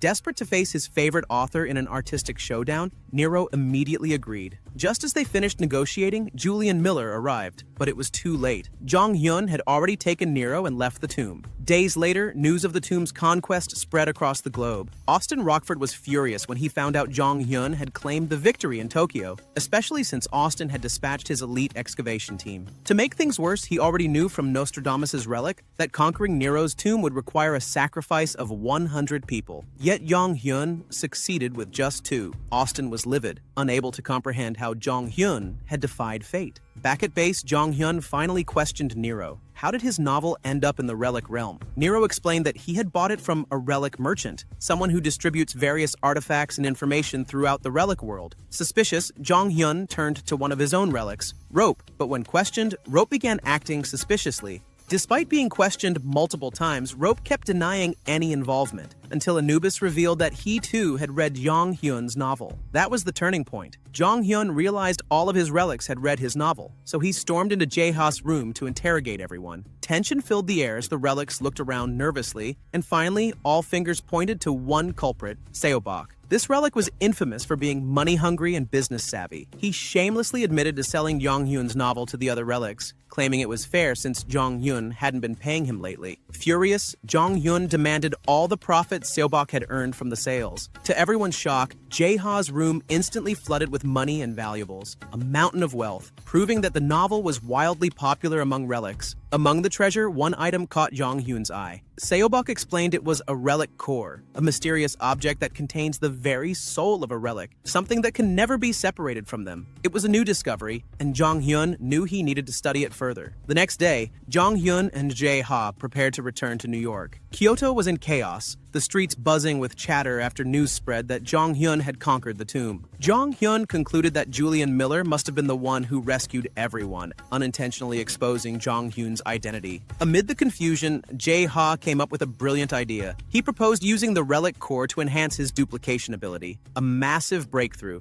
Jong Hyun was intrigued. With this, the future of their operations just became even brighter. To sell the fake relics Jae-ha had crafted, they used Pandora's website, the world's largest hub for trading relics and tomb-related info. It was the most accessed forum on Earth. Realizing its potential, Jong Hyun took over from Jae-ha, planning to trick collectors into buying their fakes. He claimed the relic came from the Kyoto tomb, supposedly the relic of Julius Caesar, the legendary Roman emperor. The next day, their strategy paid off beyond expectations. Pandora's forum crashed from the traffic surge. The relic made headlines on national TV, with demand soaring. Jong Hyun upped the stakes. He announced that the sale would now be a live auction in Los Angeles. Auction day arrived. To attend, participants had to pay an entry fee of one relic each. At first, the crowd erupted in outrage. It was too steep, but Jong Hyun didn't budge. Slowly, one by one, the attendees began to give in. Jae-ha collected the relics, and among them were some top-tier relics, far beyond their expectations. Inside the auction hall, excitement buzzed through the room. The audience was mesmerized by the relic on display. Jong Hyun was confident. Everything was going perfectly, but he was wrong. Julian Miller had figured it out. He confronted Jae-ha, demanding to know the meaning behind selling a counterfeit relic. Jae-ha had no excuse. He knew Miller possessed a relic capable of detecting forgeries. As a man devoted to justice, Julian Miller stepped in, ready to expose Jong Hyun's entire operation. Julian Miller forced his way back into the auction hall. Without hesitation, he activated a relic that amplified his voice, ready to reveal the truth to everyone. But Jong Hyun was quicker. He ordered rope to bind Miller, accusing him of attempting to sabotage the auction to win by cheating. The room erupted in tension as the atmosphere grew more heated. Amidst the chaos, Princess Sophia of the Sophia Kingdom stepped forward with an intriguing proposal. Instead of bidding with money, why not allow participants to pay using relics? Jong Hyun, recognizing the genius behind the idea, agreed. After a lengthy back and forth between bidders, Princess Sophia emerged victorious, her expression full of joy as she secured the coveted relic. After the auction ended, Jong Hyun confronted the restrained Miller in private. Miller demanded that Jong Hyun confess to the fraud, but Jong Hyun refused, admitting it would ruin everything. But then, a relic suddenly fled the scene.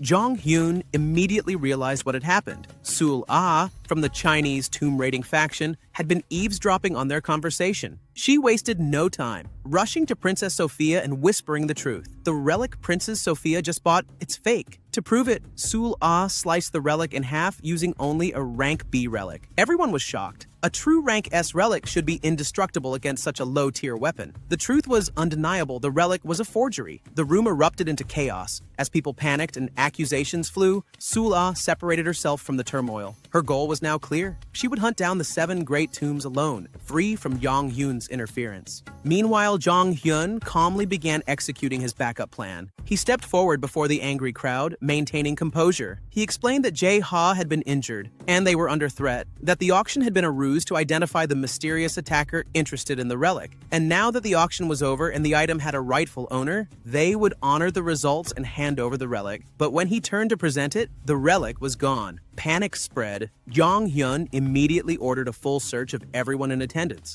Miller, still present, used his own relic to track its location. And then shock hit him. The authentic relic was in his own jacket. Miller was stunned. He had no idea this was Jong Hyun's final move. Jong Hyun had instructed Rope to release Miller earlier on and plant the real relic in his coat. Now, when the Princess of Amroko tested it with a relic cutter, the item remained perfectly intact. The relic was genuine. The crowd gasped. Miller was speechless. Jong Hyun simply burst out laughing, relishing the perfect twist of fate. The auction ended with a miserable fate for Miller. Jong Hyun orchestrated everything to ensure Miller wouldn't bother him again in the future. When the auction concluded, Jong Hyun handed over the real Nero relic to Princess Sophia. Shortly after, Jong Hyun returned to New York, carrying both the money and relics he had acquired. But who would have guessed? The Nero relic returned to Jong Hyun. Jong Hyun knew Nero was a type of relic that could never truly let go of its target. So even after being separated, Nero, who had yet to face off with Jong Hyun, came back to him. This was a decisive victory for Jong Hyun. Now only one problem remained. Nero was demanding the promised duel. Jong Hyun then decided where their match would take place. Meanwhile, chaos was unfolding for Princess Sophia. When Nero escaped, he set the entire palace on fire.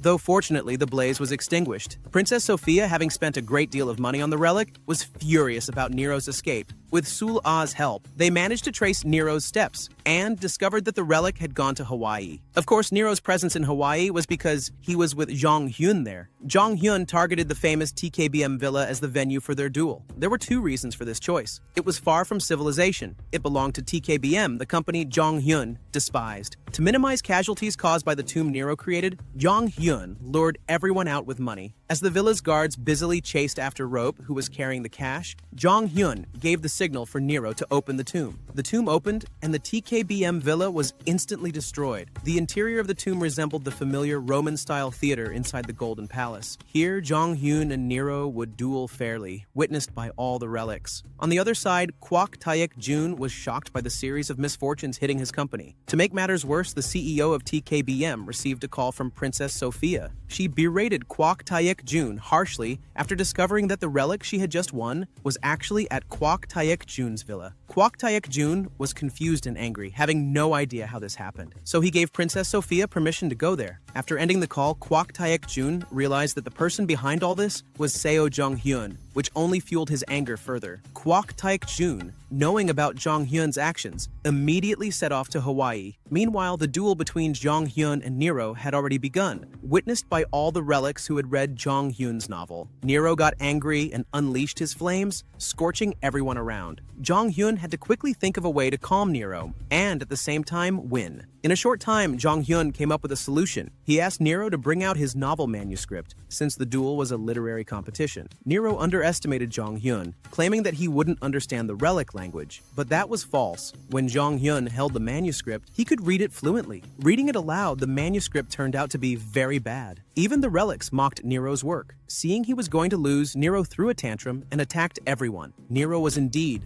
known as a dictator. Jong Hyun dealt one last blow to Nero's morale by tearing the manuscript apart. Nero was stunned and powerless. After making Nero collapse mentally because of his terrible work, Jong Hyun claimed victory. Nero surrendered and became one of Jong Hyun's subordinate relics. At this moment, a notification appeared saying that Nero was one of the 7 keys of the Emperor of the Relic World. Though unclear for now, Jong Hyun knew he had to obtain all relics from the 7 available tombs. After the duel ended, the relics watching wanted to leave. Jong Hyun didn't allow that. He captured all relics using rope. He thought none of them could escape, but some were rank S relics that could break rope's bindings. So all captured relics managed to escape. Once again, Jong Hyun summoned Anubis. Anubis's task was to convince all relics that Jong Hyun was worthy of their allegiance. Anubis did this perfectly, so Jong Hyun didn't even need to use domination powers to make them obey. With everything settled, Jong Hyun closed the tomb. Outside, the scenery had completely changed. The TKBM villa was utterly destroyed. There, Kwok Taek Jun was already waiting for Jong Hyun to emerge, ready to fight. Jong Hyun smiled, knowing that this was exactly the confrontation he had been waiting for. The meeting between Jong Hyun and Kwok Taek Jun quickly heated up. Kwok Taek Jun immediately ordered all his men to attack using relics. Unfortunately, none of the attacks reached Jong Hyun. It turned out the relics used by the TKBM team were relics who admired Jong Hyun's novel, so they obeyed him. This infuriated the CEO of TKBM.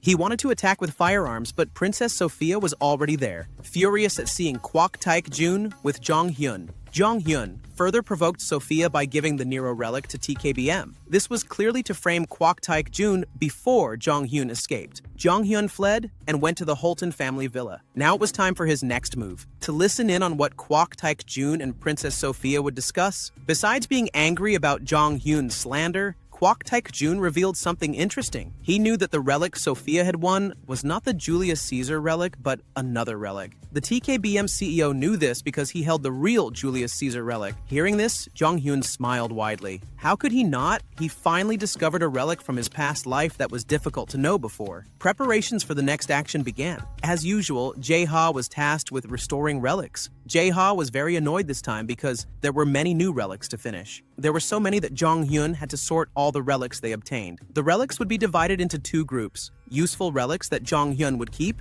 and useless relics that would be sent to their base. After sorting, Jong-hyun became interested in one relic, Non-hyungrang. This relic came from the Three Kingdoms story, where a general's child could communicate with a ghost named Gildal. This relic was what stopped Gildal from attacking Jong-hyun during his encounter with Sula. Realizing this, Jong-hyun ordered Jae-ha to repair that relic. After sorting, Jong-hyun met Irene. In the news, Korea had lost many people, including important figures. Hearing this, Jong-hyun realized the second tomb of the 7 major tombs would open, and that tomb was Cleopatra's. Of course, the sin sealed there was lust, which made Jae-ha very happy to hear. In another news report, not only government officials but also civilians were disappearing. This confused Jong-hyun, and he prepared to depart for Korea. Irene and Jae-ha wanted to come along, but Jong-hyun knew Cleopatra's relic was too strong for the two of them. Upon arriving in Korea, Jong-hyun noticed the traffic was strange that day. Everyone seemed to be lining up to enter a certain place. These people were heading to a mountain. When they all gathered, the tomb began to open. Here, Jong-hyun realized that the tomb he was about to face was not Cleopatra's. As the tomb opens, Jong-hyun is unaware that he has become the most coveted target inside the tomb, especially by all the women. Not only that, but he's also chased by jealous men who envy this attention. While running for his life, Jong-hyun tries to guess what relic might be hidden within this tomb. The only story that comes to his mind is Ilo and Noon, a vulgar Korean tale that fits perfectly with the sin of lust sealed inside this tomb. Cornered, Jong-hyun attempts to escape by swinging through the air with his rope, but the tomb's power forbids it. He falls to the ground, almost overwhelmed by the swarm of women. Fortunately, rope is there to fend them off, giving Jong-hyun a chance to flee deeper into the tomb. Meanwhile, Irene hides her worry. She uses a relic of the Maya god, entrusted to her by Jong-hyun, to detect what danger awaits him. The result shocks her deeply. What about you, Jae-ha? Jong-hyun's subordinate defied orders and came to Korea. He ends up entering the tomb of lust that he has long desired. But before stepping into the tomb's domain, he faces a new relic. This relic causes him, instead of being chased by women, to be chased by men. Truly, bad luck seems to follow this guy wherever he goes. Back to Jong-hyun. He has ventured deeper and discovered a house inside the tomb. To his surprise, Lee Sul-ah is there, ready to settle scores with him. But there's something strange. Sul-ah appears oddly attracted to Jong-hyun. Before anything can happen, Irene's Midas relic activates remotely. Sul-ah, caught off guard, is ambushed and influenced by a rank B relic. This relic is easily destroyed by Muramasa. Now, with the advantage, Jong-hyun commands the relic to reveal the location of the true tomb relic. Just as Jong-hyun was about to interrogate, he was startled by the arrival of Jae-ha, who was still being chased by the silo relic. The moment the relic entered, Jong-hyun, growing impatient, immediately attacked. This broke the influence over all the men chasing Jae-ha. Now both of them had to explain things to Jong-hyun, because the silo and nun relics were both in front of him, leaving him even more confused about who truly owned this tomb. Before they could clarify, Sul-ah appeared and snatched both relics, attacking Jong-hyun with a silver relic. Jong-hyun instantly recognized it. Sul-ah had obtained this relic from the greedy king, Jin Chai-wan. Since his regression, everything had become complicated because the greedy king wasn't supposed to have started moving yet. Lost in thought, Jong-hyun was caught off guard as Sul-ah used the opportunity to begin destroying the building they were in. Sul-ah fled from both Jong-hyun and Jae-ha. Inside, Jong-hyun struggled to hold up the collapsing ruins with Van Gogh, but it was almost impossible. To make matters worse, Sul-ah returned with a follow-up attack. However, her assault failed to fully take effect, thanks again to Irene's Midas relic activating. Jong-hyun still didn't fully understand how Irene's Midas worked so well. After finally defeating Sul-ah, Jong-hyun recovered all the relics. He then ordered Silo and Noon to reveal the true owner of the tomb. The two relics opened a massive door. Jong-hyun and Jae-ha entered, followed closely by Sul-ah. Inside the tomb, they faced a giant door that could only be opened by a virgin man. Surprisingly, although Jong-hyun looked like a thug, he fit the criteria perfectly, which made Jae-ha laugh at his boss. As the door opened, the tomb's guardian relic appeared. This relic was Dalgi, the concubine of the Silver King in ancient China, notorious for her cruel and indulgent life. Upon seeing Jong-hyun,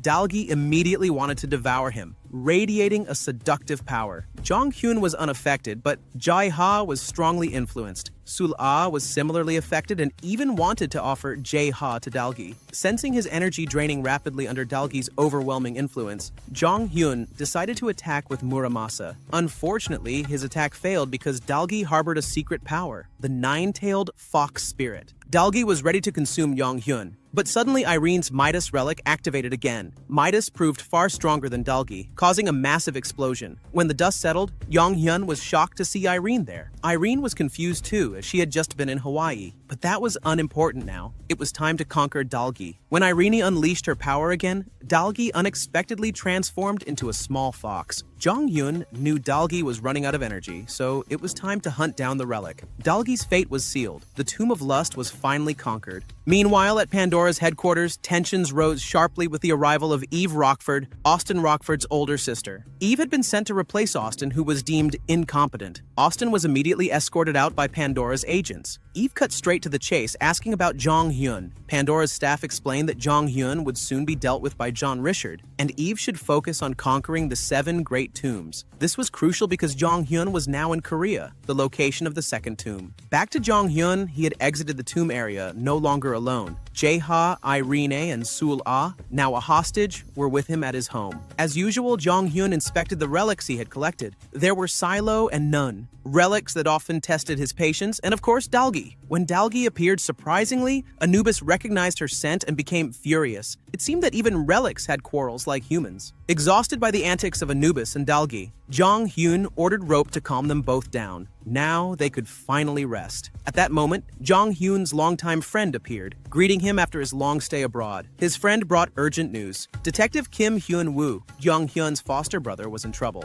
Upon hearing this, Jong Hyun hurried to Detective Kim Gun-woo's house. There, Yeon-ji-yoon, Detective Kim's wife, was arguing with Pandora's agents. Pandora had just implemented a new rule. Anyone using relics, conquering tombs, or failing to report tombs would be fined 150 million won, an absurd amount. Detective Kim's family had no choice but to conquer the relic disturbing their baby. Pandora refused to listen and forcibly entered Kim's home. Seeing this, Jong Hyun immediately took action, beating up the agents and exposing Pandora's weakness. They're scared of relics themselves, yet they claim to protect the people, he scoffed. After the agents left, Jong Hyun promised to solve Detective Kim's family's problems. Later, Jong Hyun called Edward to inquire about the strange new rule. In Jong Hyun's memory, this rule wasn't supposed to appear for another 10 years. He ordered Edward to investigate who was sponsoring this suspicious regulation. To execute his plan against Pandora, Jong Hyun contacted George Holton, requesting him to infiltrate Pandora. George refused outright. He still hated relics. Moreover, Pandora was full, with no open Senate seats.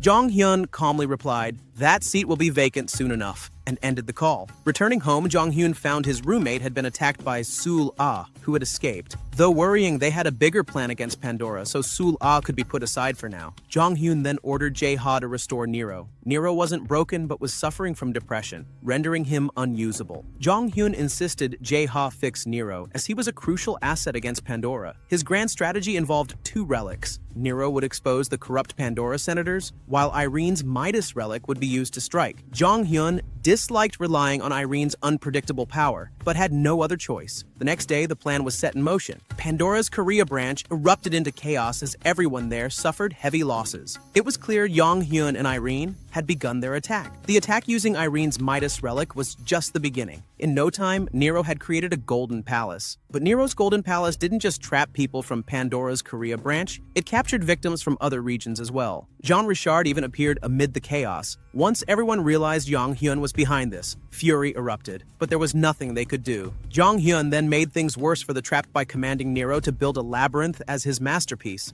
Obsessed with being an artist, Nero obliged. The labyrinth was not the only problem. Irene's powers added even more complications inside it, increasing everyone's tension. Amid this chaos, Jong Hyun received an incredible offer. The trapped people eagerly offered money, property, and high-level relics to Jong Hyun. Of course he was pleased, but his true desire was different, secret information. Slowly, the prisoners began revealing scandals involving Jean Richard's fraud cases. Jean Richard tried to fight back, even dragging the name of the CEO of TIC BM into the mess. Everything turned into chaos as people started brawling. Jong Hyun recorded every word the Pandora senators said. He planned to spread the footage to sow distrust and disarray among Pandora's ranks. After extracting all the scandalous info, Jong Hyun vanished without releasing anyone. Only Nero remained, forcing everyone to stay trapped inside the labyrinth. A fitting punishment for Pandora, who had brought misery to the people. After the incident, the video Jong Hyun took spread like wildfire. Criticism of Pandora intensified among the public. Jong Hyun then contacted George, offering him a Pandora Senate seat, since all the senators caught on video had been fired. George refused again, still disliking relics. At that moment, Jong Hyun showed him a recording where one Pandora senator confessed that Austin Rockford had framed George's father. George was furious, but Jong Hyun advised caution. For now, George only needed to accept the Senate seat. Shortly after, Jong Hyun arrived home.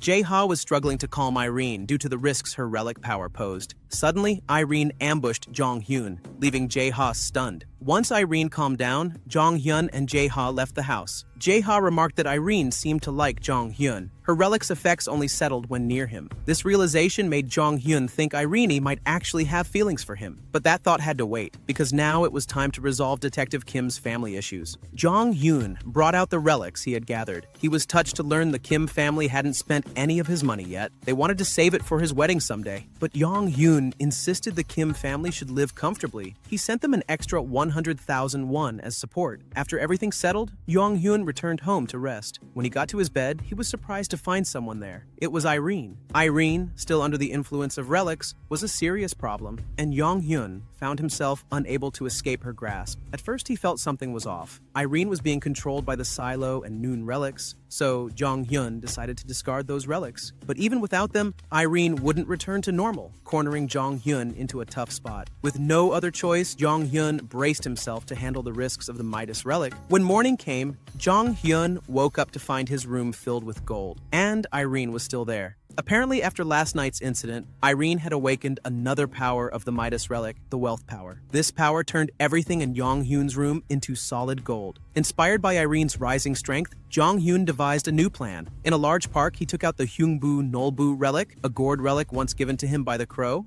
Jong Hyun aimed to extract the relic's contents by using Irene's wealth power to guarantee a 100% success rate. Once infused with the wealth power, the gourd relic transformed into a shining golden color. Jong Hyun began his experiment to discover what was inside the gourd. The first gourd exploded, releasing more smaller gourds. The second gourd released several angels, but these angels turned out to be hostile. The situation worsened when other gourds burst open, unleashing demons. Jong Hyun and his allies were forced to flee as they came under attack. During the chaos, one of the demons threw a weapon, and Jong Hyun noticed it was a relic. Quick to react, he counterattacked using Muramasa. Then, Jong Hyun had a brilliant idea. Harvest the relics. He smashed all the gourds and unleashed Irene's bankruptcy power on their foes. In no time, piles of relics were collected. Meanwhile, at Pandora headquarters, a new figure was introduced. Joshua Jackson, a powerful man suffering consecutive losses due to Jong Hyun's actions, was preparing his revenge. Joshua was a key player in today's world, known as the King of Fate, because he wielded the Nostradamus relic. This relic had the most accurate power of future prediction. After using the Nostradamus relic, Joshua visited the TKBM branch office. There, Jean Richard and Kwok Taek Jun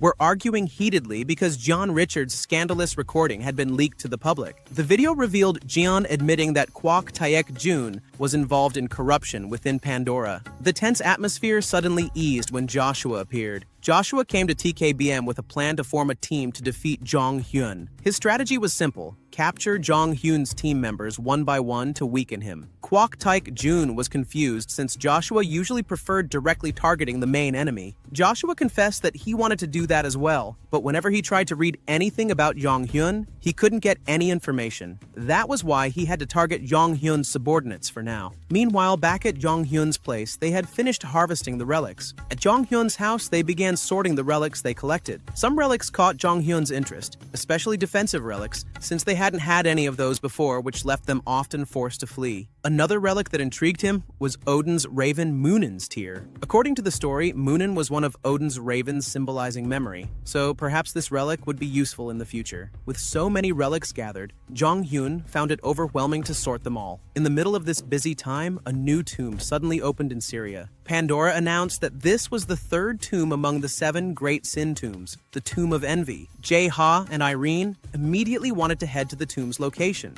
Jong-hyun thought differently. He believed they should not rush because there was still much to be done. According to him, they could always seize the relic from whoever conquered the tomb. One likely candidate to conquer this tomb was Jean Richard. His tomb excavating power was said to dominate other excavation teams. This revelation surprised Jong-hyun. After all this, everyone returned to their routines. Jae-ha was the busiest, tasked with restoring many relics. Suddenly, an earthquake struck, causing panic. At that moment, Jong-hyun received a notification of a kidnapping. To everyone's shock, the victim was Jae-ha. Jae-ha found himself in an unfamiliar place. Several of Jong-hyun's main relics were there, including Rope, who had also been kidnapped. When Jae-ha checked his phone, it didn't work. He then realized he was inside a relic tomb. Moving further inside, Jae-ha and Rope entered a building where a relic suddenly went berserk, playing a musical instrument that terrified Jae-ha. Fortunately, Rope was there to protect him. Jae-ha, who had never fought before, was clearly overwhelmed inside the tomb. Rope became his only hope to survive while trying to find a way to contact Jong-hyun. This was not easy, since Jae-ha was constantly being chased by the relic musician. Meanwhile, Jong-hyun was pondering where Jae-ha could have been kidnapped along with the frequently used relics. He used the map relic he possessed to track them. Before he could finish, Jong-hyun received a call. It was from Jean Richard. Richard confessed that he was the one who kidnapped Jae-ha and trapped him inside the Tomb of Envy in Syria. Richard said he would only release Jae-ha if Jong-hyun revealed the secret to conquering tombs. Pandora was curious about how Jong-hyun managed to conquer various tombs with such a small team. Hearing Richard's confession, Jong-hyun laughed, convinced that Richard wouldn't be able to finish conquering that tomb and was just boasting. Jong-hyun refused Richard's offer, knowing Pandora couldn't conquer the Tomb of Envy either. Enraged by this, Jean Richard exploded with anger.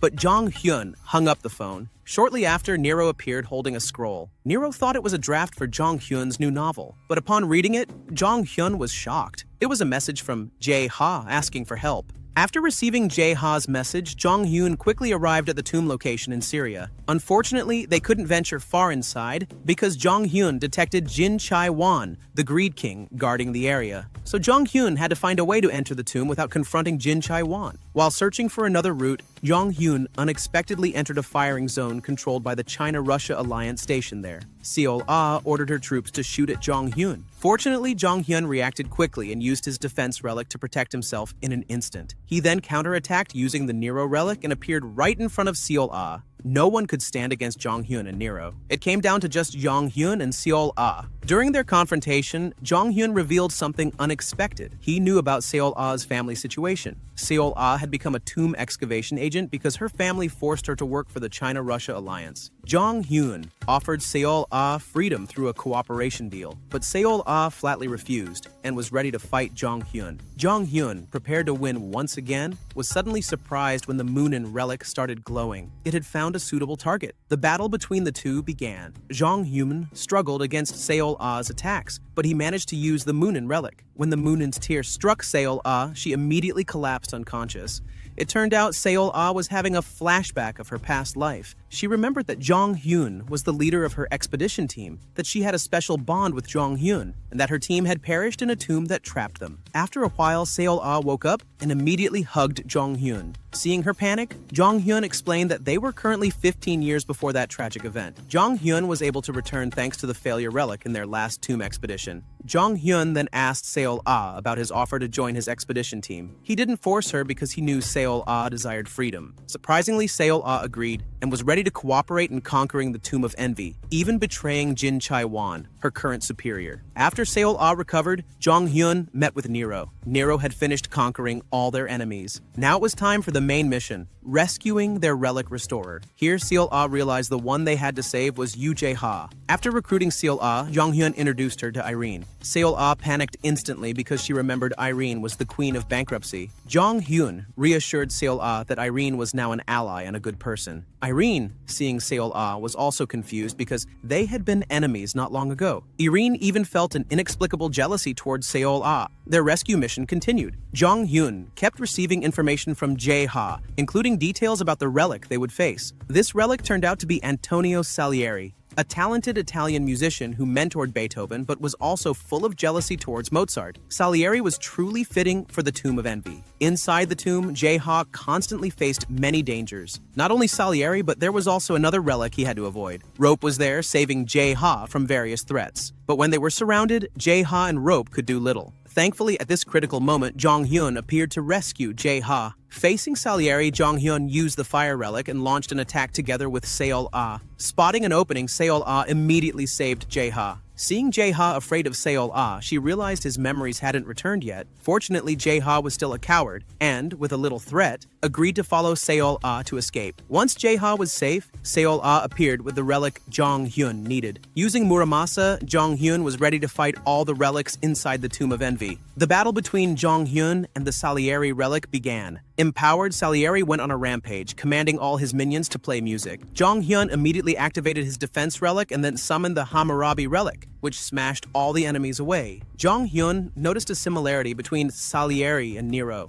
Both were respected figures filled with malicious traits. So, Jong-hyun provoked Salieri by calling Mozart a far better musician. This enraged Salieri, who furiously attacked Jong-hyun by throwing all his musical instruments. Blinded by anger, Salieri left many openings, and Jong-hyun took advantage with a decisive strike that rendered Salieri powerless. The tomb should have been conquered, but unexpectedly, another relic shaped like a chess piece took control of the tomb from Salieri. When the tomb was seized, madness spread to everyone inside. Not only Seol-ah, but all of Jong-hyun's relics were affected by the madness of envy. Jong-hyun was helpless as Seol-ah suddenly started attacking him. Unable to use his relics, Jong-hyun was pressured relentlessly by Seol-ah. The relic exerting this pressure was confused why Jong-hyun could still move, so it transformed into incense, increasing the envy's pressure inside the tomb.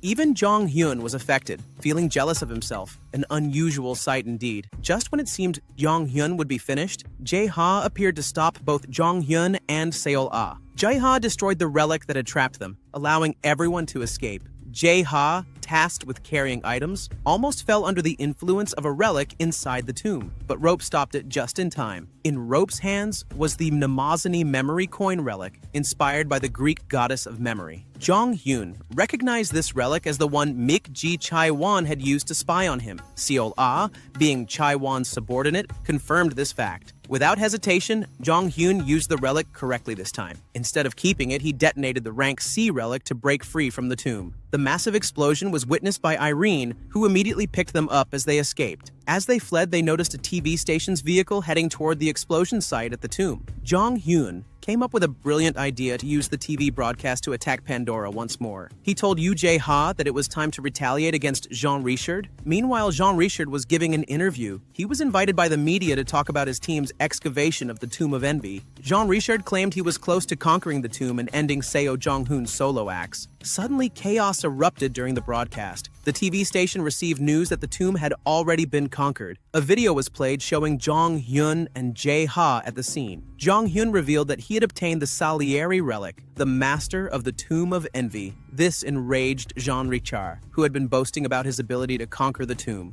Jong-hyun struck another blow. Jae-ha admitted he was a victim of Jean Richard's crimes when the bald man was his teacher. Jae-ha confessed that Jean Richard couldn't paint and all his famous paintings were stolen from him. Jean Richard was left speechless, only able to stare as Jong-hyun dealt a heavy blow to his pride. Though speechless, Jean Richard, who was live on media, had no choice but to give an explanation to save his face and protect Pandora. He claimed they might have lost this time, but would win next time, the classic excuse. He also accused Yoo Jae-ha of plagiarism. Meanwhile, in Jong-hyun's group, Yoo Jae-ha was forced to use various defensive relics because he would be the one most frequently kidnapped. Attacking a relic restorer is expected to become a common tactic in the future. Before they could finish discussing this, Yoo Jae-ha was kidnapped again. Fortunately, Jong-hyun was there and ready to follow him. At the kidnapper's location, Jean Richard was waiting with a firearm. Luckily, Jong-hyun managed to handle the situation with his defense relic. This was the first time Yoo Jae-ha used an offensive relic, even an S-rank relic, Salieri. As a result, Jae-ha felt an unexpected effect and fainted from exhaustion. Seeing the chaos, Jong-hyun took advantage and escaped from the scene. This second kidnapping by Jean Richard caused more trouble for him, as it went viral in the media once again. After everything settled, Jong Hyun and Seol-ah made a work contract. Of course, Jong Hyun said the contract was sealed using a relic. Seol-ah agreed, especially since her memories had returned. Shortly after, Jae-ha also appeared. Seol-ah asked Jong Hyun why Jae-ha's memories hadn't been restored. Jong Hyun revealed he hadn't returned Jae-ha's memories because of Jae-ha's past personality, the so-called King of Thieves. While restoring his memories would make Jae-ha stronger and more skilled with relics, it would also unearth his past traumas. Seol-ah agreed, saying that Jae-ha was better off the way he was now. Meanwhile, the frustrated Jean Richard was constantly scolded by Kwok Taek-jun. Not only had Jean Richard failed at the Tomb of Envy, but he also damaged several valuable relics belonging to Kwok Taek-jun. Jean Richard, proud but clueless, angrily tried to contact Jin Chai-won, the King of Greed. Switching to the China-Russia excavation team, Jin Chai-won received a report from his team. One of them mentioned getting a call from Jean Richard. When Jin Chai-won answered, he flatly refused whatever Jean Richard wanted. Jin Chai-won wanted to focus on Jong Hyun, the man who conquered the Tomb of Envy that should have belonged to him. Jin Chae-won was known as the King of Greed for a reason. He had a reputation for getting everything he desired. The next day, Jong Hun and Jae-ha attended various media outlets to expose John Richard's plagiarism. They revealed the relic used by the bald man, the Conan Doyle mirror mask, named after the author of the famous Sherlock Holmes series. This relic allowed Jean Richard to transform into anyone, so when he painted in Jae-ha's style, he actually transformed into Jae-ha. That's why Jean Richard never painted directly. In truth, he couldn't paint at all. Strangely, despite all the media appearances, not a single news outlet reported anything about Jean Richard. Instead, the opposite happened. Jean Richard kept appearing in the media, issuing clarifications, even after Jong Hyun used a relic on Jean Richard through Seol-ah. The plagiarism news about Jean Richard never reached the public. This frustrated Jong Hyun greatly. One night, he received an email. The center wanted to help Jong Hyun expose Jean Richard's plagiarism publicly, but with a price to be paid later. After that email, the very next day, the plagiarism news about Jean Richard finally broke in public. Jong Hyun realized only the Crescent Moon King, Wade Harmon, could have done this. Even though he knew Wade Harmon was evil in his past life, Jong Hyun now cared most about restoring Yu Jae-ha's reputation. With the media buzz growing, John Richard could no longer deny the accusations. Jong Hyun returned to the media and challenged Jean Richard to a painting competition against Jae-ha. This made Jean Richard extremely frustrated. Despite having bribed the media, the narrative was now working against him. To force Jean Richard to accept the challenge, Jong Hyun and reporters stormed Jean Richard's residence. At this point, Jean Richard had no more excuses and agreed to the match. The competition would revolve around Jean Richard's most famous painting, which both had to recreate. During the match, Jean Richard struggled. He had lost his ability to paint. Jong Hyun revealed the truth. The Conan Doyle relic had a side effect where the user's true identity would be lost. That was why Jean Richard could no longer paint. With this, the match between Jae-ha and John Richard ended. After his defeat by Jae-ha, Jean Richard refused to accept it and flew into a rage upon realizing all the reporters had seen through his lies. Jean Richard attempted to escape using a glowing relic, but Jong Hyun immediately ordered rope to seal all the rooms. As a result, Jean Richard was caught red-handed, disguised as a statue. News of Jean Richard's capture quickly spread. Joshua, Jean Richard's sponsor, was furious that Jong Hyun had once again won. In his rage, Joshua beated everyone until George Holton suddenly appeared and stopped him. George was now a Pandora senator and intimidated Joshua by revealing he knew Joshua had collaborated with Austin to poison his own parents. Back with Jong Hyun's group, Jae-ha, despite his victory, still felt insecure. This worried everyone because Jae-ha's confidence was crucial for restoring relics. So, Jong Hyun organized a solo exhibition for Jae-ha to boost his morale. Although Jae-ha still had bad luck since Jong Hyun would take 90% of the exhibition's profits. The next day, Jong Hyun received news that Pandora had created a global ranking for relic users. It was time to see what rank Jong Hyun's team had earned. Jong Hyun was listed as one of the kings, nicknamed the King of Robbers. This caused everyone, including Jae-ha and George Holton, to mock him. Frustrated, Jong Hyun could only keep looking at the rankings. Surprisingly, every member of Jong Hyun's group was recognized as one of the best relic users worldwide. This made them even more cautious about future threats. During their discussion, Jong Hyun's phone rang. The caller was Wade Harmon, the so-called West Wind King, who controlled the media. Wade Harmon was the one who had helped Jong Hyun publicize the news about Jean Richard. He proposed a partnership to Jong Hyun for tomb conquests. Jong Hyun had to be careful because Harmon possessed the Goebbels relic, inspired by the story of the mustachioed aide Yuang, which allowed him to control the news. Wade Harmon offered a fair deal for from information about the 7 deadly sins tombs to a relic called the King's Treasure. Jong Hyun agreed, but there was one surprising catch. Wade Harmon was currently facing a dangerous man named Julian Miller. Though surprised, Jong Hyun didn't say much. He immediately wanted to meet Wade Harmon. On a luxurious plane, the two met. Jong Hyun witnessed what Julian Miller had done, completely wiping out Harmon's excavation team. Harmon asked Jong Hyun to finish Miller off so they could start digging up the tomb, then split the profits fairly. After agreeing, Jong Hyun headed to Syria. There, Seol-ah suddenly remembered that this place was the home of Ali, the man who was supposed to be the king of the sect. Jong Hyun said that wouldn't happen because the relic of Ali was in his possession. Still, Ali remained one of the strongest in Syria. This meant Jong Hyun's team was caught in a three-way conflict: Ali, Julian Miller, and Wade Harmon. Jong Hyun also revealed the relic Miller used, the thunder relic inspired by the Indian god of war, Indra. The relic was powerful but had weaknesses, and they just had to exploit them. In the Syrian desert, Julian Miller was on the move, crushing rival groups and taking their relics. But Miller's actions were actually to protect the nearby villagers. As always, this man's sense of justice was sky high. After his attack, Miller received news that Jong Hyun had arrived in Syria and joined Wade Harmon's team. This made Miller order his troops to move quickly before Jong Hyun could make his move.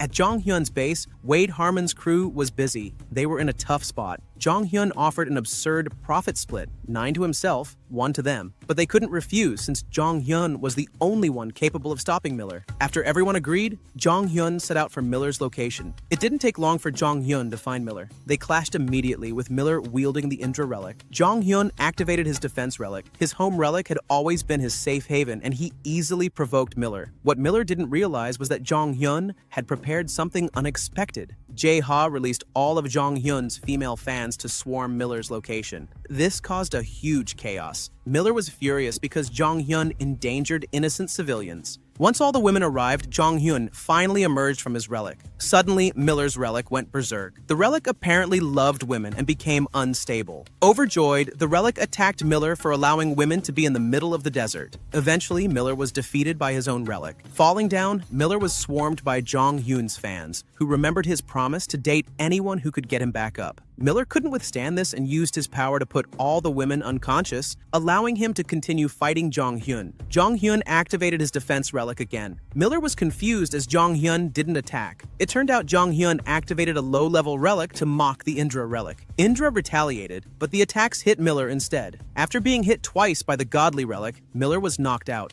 Jong Hyun didn't mean harm to Miller and even offered him a contract to join the excavation team. Though Jong Hyun threatened to expose photos of Miller with the women, Miller ultimately agreed to the contract. After joining the team, Miller revealed that Wade Harmon's group was searching for the Pak Kumis relic. The Gobbles relic and the Pak Kumis relic, if united, would become incredibly powerful, making Wade Harmon stronger than Pandora. Jong Hyun was already aware of this plan and actually intended to betray the Crescent Wind King. His betrayal was simple: conquer the tombs in Syria and give nothing to Wade Harmon. It was time for them all to enter the tomb. Miller was shocked by Jong Hyun's excavation method. He blew up all the paths leading inside the tomb. As they ventured deeper, the tomb was revealed to contain a plague relic. What shocked Jong Hyun was that they weren't just facing one plague relic, but several. At that moment, Jong Hyun realized he had been trapped by Wade Harmon. In this desperate situation, Jong Hyun's entire team activated their relics to avoid the incoming diseases. After a long battle and detonating numerous relics,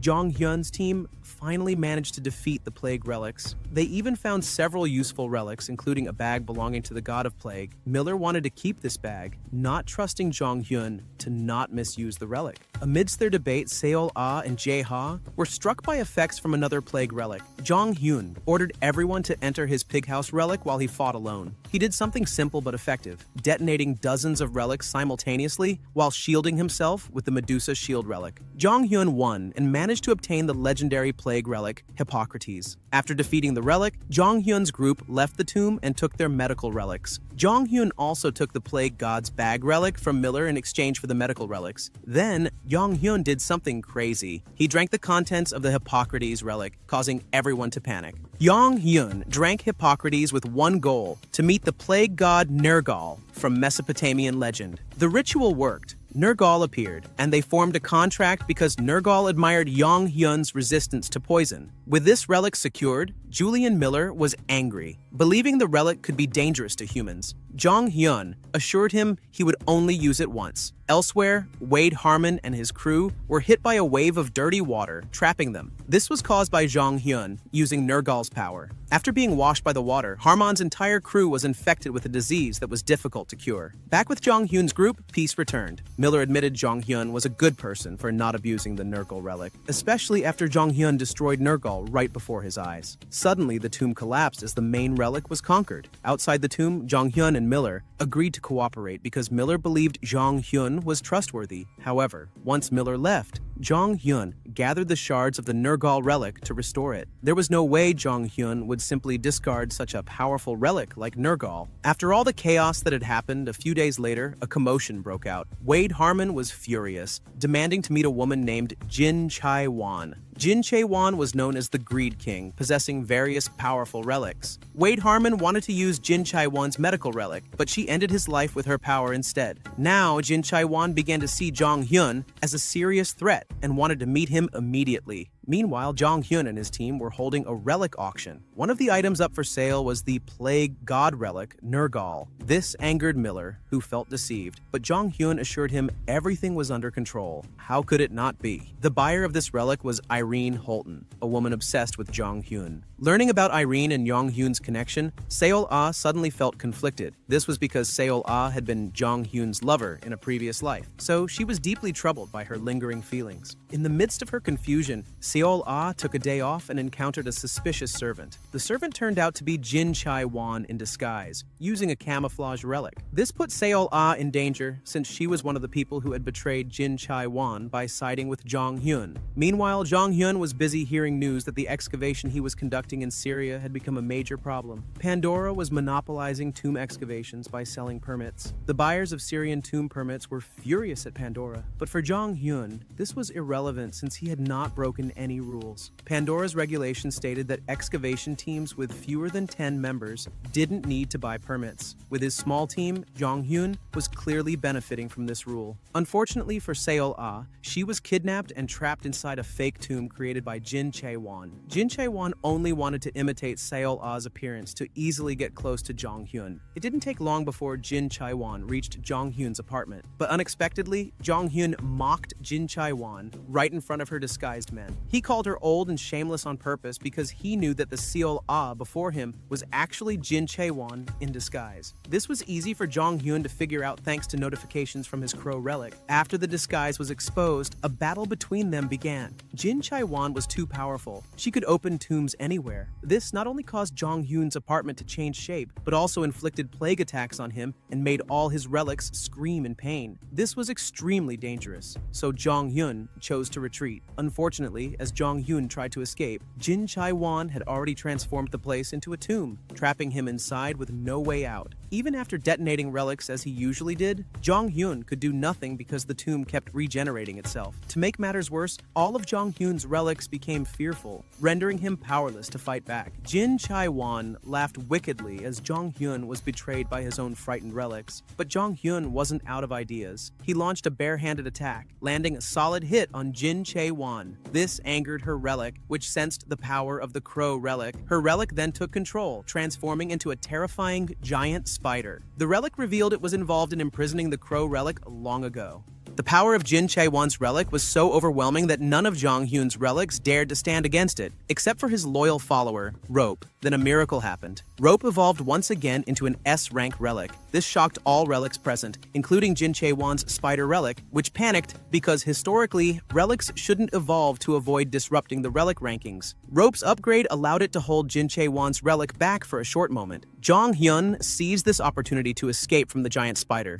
At this crucial moment, Jong Hyun summoned all his relics and gave them a choice: fight or flee. He also realized to his anger that his 3 Egyptian god relics had run away. Before he could find answers, new danger arrived. the spider relic reached Jong Hyun's location and unleashed several high-level relics to join the battle. Usually calm, Jong Hyun now began to panic. The battle was inevitable. Jong Hyun started using Hammurabi. Fortunately, there was still a powerful relic named Nero on his side. Seeing Nero, the spider relic became furious, feeling betrayed. Nero was also angry because the spider relic had never been chosen as leader of the relics. This made Jong Hyun curious about the relic world's deeper mysteries, but explanations could wait. Right now, he needed to escape. Nero, a high-level relic, managed to hold off the spider's forces and unleashed its signature power, the Golden Palace. Inside the Golden Palace, Jong Hyun began sorting through his relics. Some had fled, but some were ready to fight. He divided his forces into two groups, one to assist his attack and another to defend with Nero. Jong Hyun then launched his strategy, not by attacking the spider directly, but by targeting Jin Chai-wan, who was unconscious. No matter how powerful her relics were, if their user was KO, they were useless. The spider relic immediately sensed Jong Hyun's plan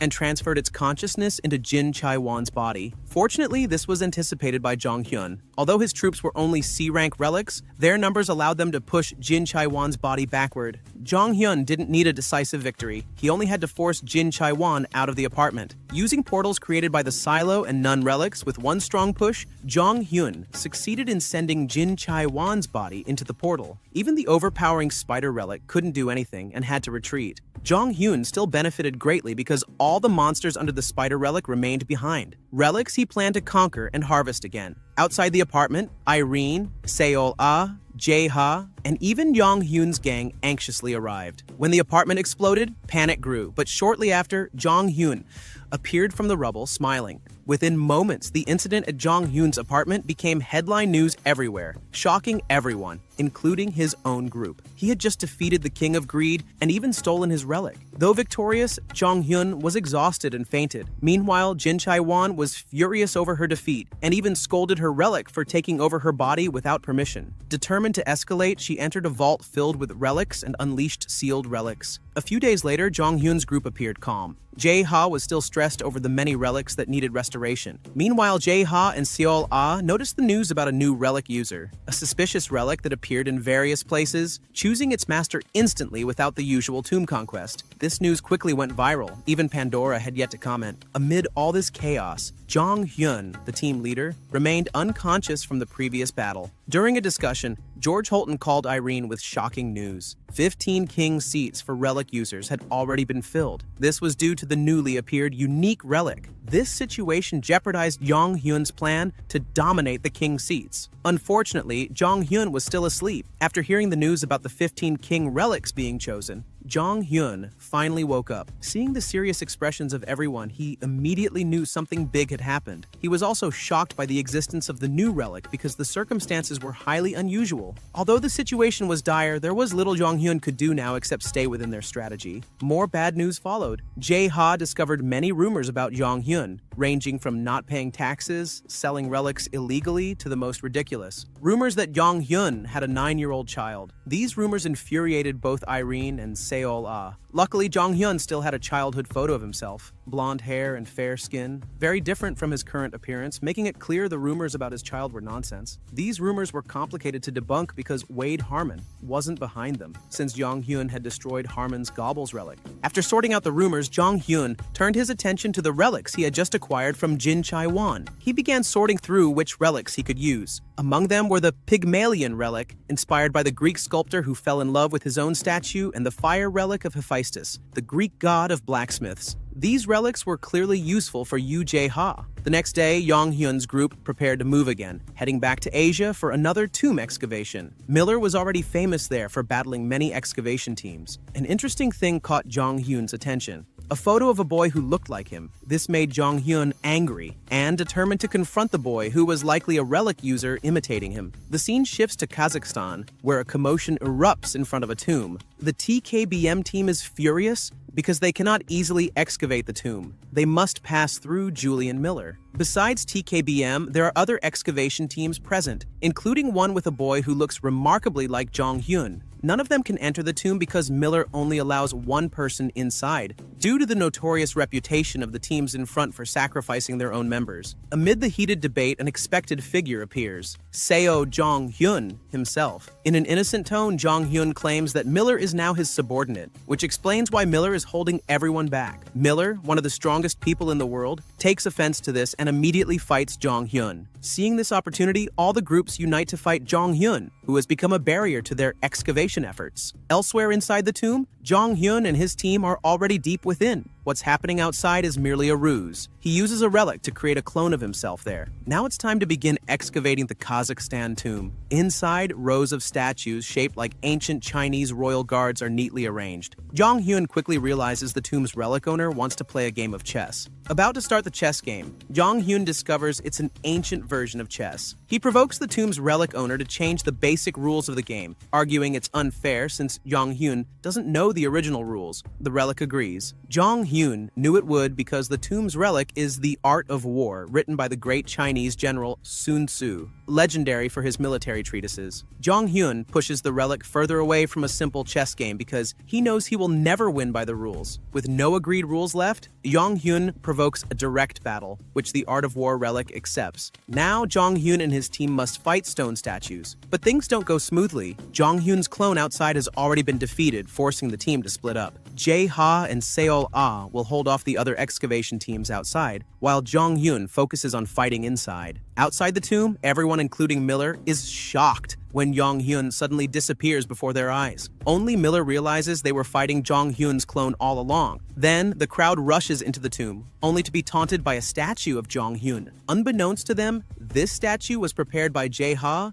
to lure all the groups into a trap room. It didn't take long for Yoo Jae-ha's brilliant strategy to trap everyone inside the trap room. Julian Miller also arrived at the scene. Miller was not pleased with what Jae-ha had done. Unfortunately for Miller, he didn't realize that Jae-ha had already prepared a relic for him, a relic that trapped Miller inside an illusion of the Three Kingdoms era war. Worse yet, Miller's Zhuge Liang relic was very fragile against the Three Kingdoms era, which was another of Miller's weaknesses. This made Yoo Jae-ha laugh at Miller, who, despite being considered a very powerful entity, had many vulnerabilities. Meanwhile, some excavators had reached the edge of the trap room. They came out searching for Jong Hyun, but before long, Jong Hyun appeared right in front of them. In front of everyone, Jong Hyun announced that he had finished conquering the tomb and was just about to seal it. Everyone was shocked that Jong Hyun had managed to conquer the tomb all by himself. Here, Jong Hyun also encountered the boy he was after, Louis Martin, the boy pretending to be his son. Liu held a grudge against Jong Hyun because Jong Hyun had ended the career of General Kira. Jong Hyun realized that Kira had recruited many talented kids like Louis. Fueled by anger, Louis activated the Gobble's relic to influence everyone. Jong Hyun was confused because he had destroyed that relic before. The Crow system explained that this was a fake relic, but it worked 100%. This led Jong Hyun to one of the most OP relics, the Leonardo da Vinci relic. This relic belonged to Jae-ha in his past life, the relic that made Jae-ha the king of trickery. Despite being attacked, Jong Hyun was happy because he didn't expect to encounter the Leonardo da Vinci relic so quickly. The battle continued with Louis turning the entire room into a museum with his relic. All the artworks tried to fight Jong Hyun, but none were effective against him using Hephaestus's fire to counterattack. The immense power of this relic caused a massive explosion that also hit Yoo Jae-ha. At this point, Jong Hyun had decisively won and bound Louis with rope. Jong Hyun immediately wanted to take the Da Vinci relic, but it wasn't in Louis' possession. Jong Hyun did not detect any lies, so he believed Louis and now had to find out who was controlling Louis and enabling him to use the Da Vinci relic. After dealing with the boy using rope, Jong Hyun was finally informed that the Da Vinci relic was in the United States. This relic was very important, so it was kept at the Pentagon, the US headquarters. Now, Jong Hyun just needed a solid strategy to get in there. While thinking, Jong Hyun ended up having to argue with Miller. This hero refused to interrogate, let alone kidnap a child, so he demanded Jong Hyun release Louis. The two inevitably clashed in battle. Amidst all the chaos, Rope got distracted and accidentally let Louis escape. In the end, the boy holding the key to the Da Vinci relic ran away. But don't worry, Jong Hyun managed to secure a piece of Louis' torn clothing, making it easier to track him down. Back at their base, Jong Hyun's group returned to their tasks. Jae-ha remained busy restoring relics. Seol-ah gathered information, and Yong-hyun searched for Louis's whereabouts. It turned out that information about Louis was tightly guarded for several reasons. The boy was not just an American agent, but was also soon to become one of the Relic Kings, known as the King of Trickery. Because of this, they had to move quickly, and Yong-hyun decided to restrict Louis's movements. One of the actions he took was contacting George Holton.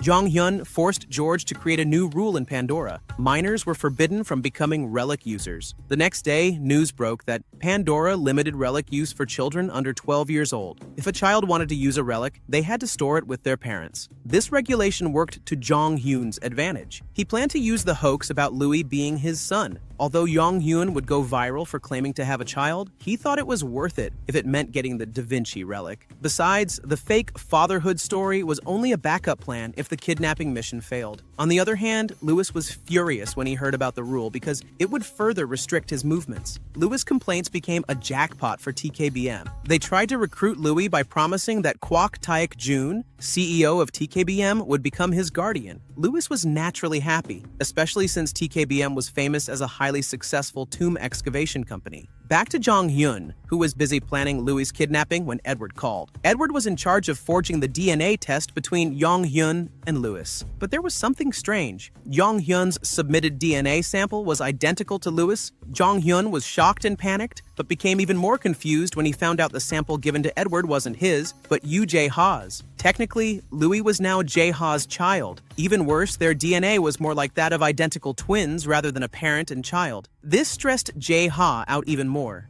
Jong-hyun's group then suspected that Louis might actually be a relic, considering Nero could also transform into a human form. Here, Jong-hyun had a good card in hand. Even if Jae-ha was stressed, he could use their DNA similarity to make Jae-ha Louis' guardian if the kidnapping failed. The next day, Jong-hyun's group quickly set out to the place where Louis was. They were all shocked to find Louis riding in a car with Yoon Si-woo, the vice chairman of TKBM. Jong-hyun immediately ordered Seol-ah to send Gildal into the car to find out where they were going. From what Gildal overheard, Louis was about to sign a contract with Kwok Taek-jun, making the TKBM CEO his guardian. Jong-hyun knew exactly that Kwok Taek-jun wanted to recruit talented people like Louis. This was interesting, especially since Jong-hyun had Jae-ha, whose DNA was much closer to Louis's. Victory was already 99%. When Louis entered the TKBM building, he immediately met Kwok Taek-jun. Without wasting time, the CEO handed Louis a guardian contract. The terms were simple. Kwok Taek-jun only wanted to use the Da Vinci relic a few times, which Louis agreed to. Just as everyone was happy, suddenly the building's alarm rang and the lights went out. Gildal had already kidnapped Louis in an instant. This caused Kwok Taek-jun to panic and order all his members to search for Louis. It didn't take long before Jong-hyun, the cause of the chaos, was surrounded. Kwok Taek-jun laughed at Jong-hyun since he had just signed the guardian contract. But Kwok Taek-jun clearly didn't know that Jong-hyun had a winning card. Jong-hyun immediately presented the DNA test between Jae-ha and Louis, which stunned everyone because it proved Louis was Jae-ha's child. Kwok Taek-jun, unable to accept this fact, demanded a DNA retest by his team. He was left speechless because Jae-ha and Louis' DNA were indeed very similar. With this, Jong-hyun's group once again crushed TKBM's grand plans.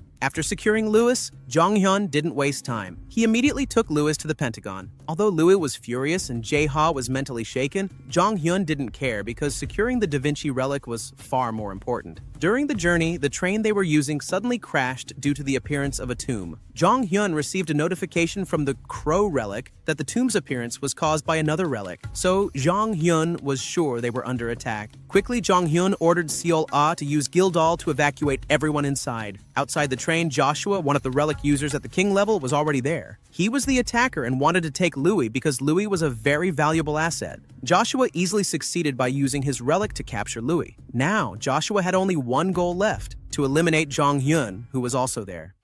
Now that Joshua had Louis in his hands, he immediately tried to finish off Jong-hyun, who was still hiding inside the train. Joshua wasn't holding back. He went straight for the nuclear bomb relic, born from humanity's fear of all-out nuclear war. As the massive attack hit, Jong-hyun relied on the Hammurabi relic and Aegis for protection, though Aegis was trembling with fear the entire time. When the dust settled, Joshua was all smiles. But not for long. To his surprise, the train carrying Jong-hyun was completely intact. Even more shocking, Jong-hyun himself emerged unscathed. Jong-hyun then counterattacked using Hammurabi, leveling everything. Except for Louis, of course. He made sure not to harm the kid. Despite taking heavy damage, Joshua stayed on his feet, transferring his wounds to one of his subordinates. Realizing how dangerous things could get, Jong-hyun once again tied Louis up with the rope relic to keep him from escaping. Now, all that was left was a one-on-one with Joshua. Joshua wasn't called the King of Fate for no reason. His relics were broken-level powerful. He had two main relics, Temple of Delphi, which showed him glimpses of the future when he slept inside it. Unfortunately, it wasn't combat usable, and Century of Nostradamus, based on the French scholar famous for his war and disaster prophecies.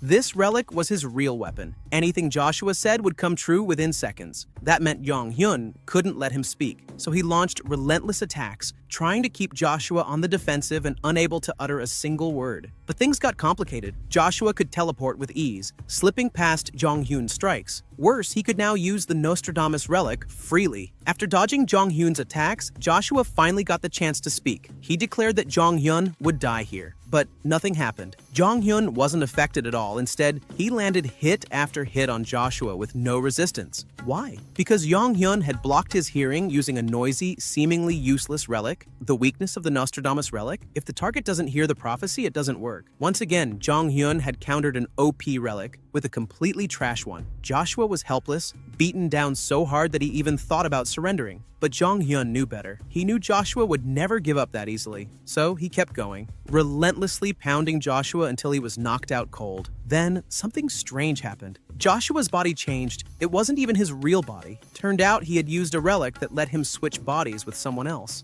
Jong-hyun had guessed this might happen, so he didn't hold back. Even if Joshua was miles away, he'd still feel the pain of that beating. Back at Joshua's real location, his body was writhing in pain. Furious, he reviewed the mission files on eliminating Jong-hyun, submitted by various parties. One in particular caught his attention, a file from John Smith, a mysterious figure who somehow knew about the Crow relic. Joshua planned to use that info against Jong-hyun. Meanwhile, back with Jong-hyun's group, the fight with Joshua was over. But another problem remained. The tomb that had appeared still needed to be cleared. Since someone had to guard Louis to keep him from escaping again, Jong-hyun decided to go into the tomb with only Jae-ha. This relic tomb had taken the form of Wolji Lake. Upon arrival, Jong-hyun and Jae-ha were immediately invited aboard a boat. The boat carried them across the water to a luxurious pavilion where, to their surprise, a feast had already been prepared. Seeing this, Jong-hyun immediately guessed the relic in this tomb was connected to Wolji Lake, a famous man-made lake once used for royal celebrations during the Silla dynasty. Turns out there were many relics within the lake, but the host of this tomb was the 14-sided dice, also known as Juryeongu. This relic originated from an old Korean drinking game, where the dice determined your punishment, whether it was dancing, reciting poetry, or even hopping like a bunny. As part of the challenge, Jong-hyun and Jae-ha were invited to sit down and play the game with the relic. If they won, they would conquer the tomb. As with most relic tomb keepers, Juryeongu was extremely confident in his strategy. Unfortunately for him, he had no idea who he was dealing with. Jong-hyun already had a master plan in mind. A few hours passed. The next thing they knew, both Jong-hyun and Jae-ha were lying unconscious on the lake's edge, but they'd won. The tomb had been conquered. With the challenge complete, the tomb dissolved and everyone inside it safely reappeared outside. Now, all they had to do was call the rescue team and go home. But just as things seemed to be wrapping up, something unexpected happened. A military unit approached, not a rescue team. These soldiers were sent specifically to take down Jong-hyun. Even more shocking, their commander boldly claimed he knew Jong-hyun's weakness. The soldiers turned out to be from the United States military. America had officially labeled Jong-hyun as a major threat. To make things worse, they tried to paint themselves as heroes, accusing Jong-hyun of holding civilians hostage even though those people were Joshua's victims. Jong-hyun stayed calm. He told the civilians to go with the American soldiers and let them escort everyone to safety. Once all civilians were secured, it was go time. Jong-hyun's team was ready for war. This time, it wasn't just Seol-ah stealing the spotlight. Even Jae-ha, usually the scaredy cat, stepped up. Using the Salieri relic properly for the first time, Jae-ha took down multiple opponents on his own. As for Jong-hyun, as always, even when surrounded and attacked from all sides, he dominated. The Hammurabi and Muramasa relic combo made short work of their enemies. Then, the American commander made his move. He summoned a mysterious female relic, claiming she was Jong-hyun's greatest weakness. That really ticked Jong Hyun off. He had actually been worried for a moment, but now realized it was total nonsense. Fueled by irritation, Jong Hyun crushed the commander in battle. And once defeated, the commander spilled the beans, revealing where he got the false intel about Jong Hyun's weakness. Jong Hyun quickly reviewed the files. Oddly, the intel was a mix. Some of it fake, but some very real. Detailed info about his fighting style and relics was accurate, raising a red flag. Who could have leaked this? It couldn't be Jin Chae-won, Miller, or even Joshua. They'd all been defeated. Then Jong Hyun noticed a small, unusual mark in the file. A dog paw symbol. That was it. The leaker was none other than the Egyptian god relic, the one who had previously escaped from Jong Hyun's grasp. To confirm his suspicion that the Egyptian god relics were behind the data leak, Jong Hyun tried summoning them on the spot, but none of them showed up, not a single one. Which meant, yep, they were guilty. Jong Hyun was furious, but there was no time to waste. They still had to get to the Pentagon. Luckily, the American soldiers they'd just defeated had left their vehicles behind, and Jong Hyun's team quickly got ready to move. But the US military had one last dirty trick up their sleeves. They blew up every single vehicle on site, hoping to stop Jong Hyun for good. Too bad it didn't work. Their commander got beat up again, and Jong Hyun was forced to rebuild the vehicles manually. With Jae-ha's help and a bit of assistance from Louise, they managed to restore the cars. Right before they left, the American commander warned them they shouldn't go to the Pentagon. Things are really bad over there. As they got closer, Jong Hyun noticed it right away. Cars were fleeing the city. Civilians were evacuating. Then, breaking news hit the screens. A massive relic tomb had opened up right at the Pentagon. Even worse, the tomb was still growing, expanding rapidly. At that moment, a familiar notification from the Crow relic popped up. The tomb is Valley of the Kings, one of the 7 great tombs. Jong Hyun's face hardened. An Egyptian-themed tomb? If that's the case, then the escaped Egyptian god relics are almost definitely involved. Once they reached the Pentagon border, their car was stopped by US soldiers. Since they were driving American military vehicles, the soldiers assumed they were enemies and tried to arrest them. Luckily, someone stepped in, Matthew Tyler, a military officer who knew Jong Hyun personally and was willing to talk. Elsewhere, inside the massive tomb, Jong Hyun's prediction was dead on. The Egyptian god relics were already gathered: Osiris, Seth, and of course, Anubis. Out of the 3, Anubis was the most eager for a fight. He'd been waiting for Jong Hyun to show up, convinced that the human was worn out and finally beatable. Osiris and Seth, however, weren't as interested. Turns out, they'd started enjoying life outside of combat. They liked watching TV, eating fried chicken, and basically vibing with the modern world. The only one who truly hated Jong Hyun was Osiris. He still held a grudge for the way he was treated. Meanwhile, back with Jong Hyun's group, Matthew Tyler formally apologized for the previous military attack. He then revealed the real reason for their meeting. The President, PF America, wants to meet Jong Hyun. We need your help to conquer this giant tomb. Jong Hyun agreed and was escorted toward the Pentagon. But just to be safe, he placed Louise inside the Van Gogh relic, a safe, sealed space, so she wouldn't cause trouble again. On the way, a group of men stopped them, claiming to be the president's official guards. They insisted on taking over the escort duty. Jong Hyun played along, but his instincts stayed sharp. Without warning, he suddenly landed a powerful punch on the supposed head bodyguard, shocking everyone around him. But Jong Hyun wasn't guessing. He knew. The man in front of him wasn't human. It was Anubis in disguise. Jong Hyun, now fired up, told Anubis to surrender. But of course, Anubis wasn't having any of that. Furious, he launched his attack, summoning wave after wave of skeletons like he always does. Too bad Jong Hyun wasn't impressed. They got wiped out instantly. Then, Anubis pulled out his ace card. With a sudden surge of power, he forcibly yanked Louise out of the Van Gogh relic. He glared at him and shouted, "I gave you a cursed relic to sever Jong Hyun's connection to the Crow, and you still failed?" That's right, Anubis had planted a cursed relic on Louise, one designed to cut off Jong Hyun's link to the Crow relic. But now that Louise had failed, Anubis decided to take matters into his own hands. He seized control of the cursed relic himself, and suddenly, the relic transformed into a giant panda monster. This wasn't just for show.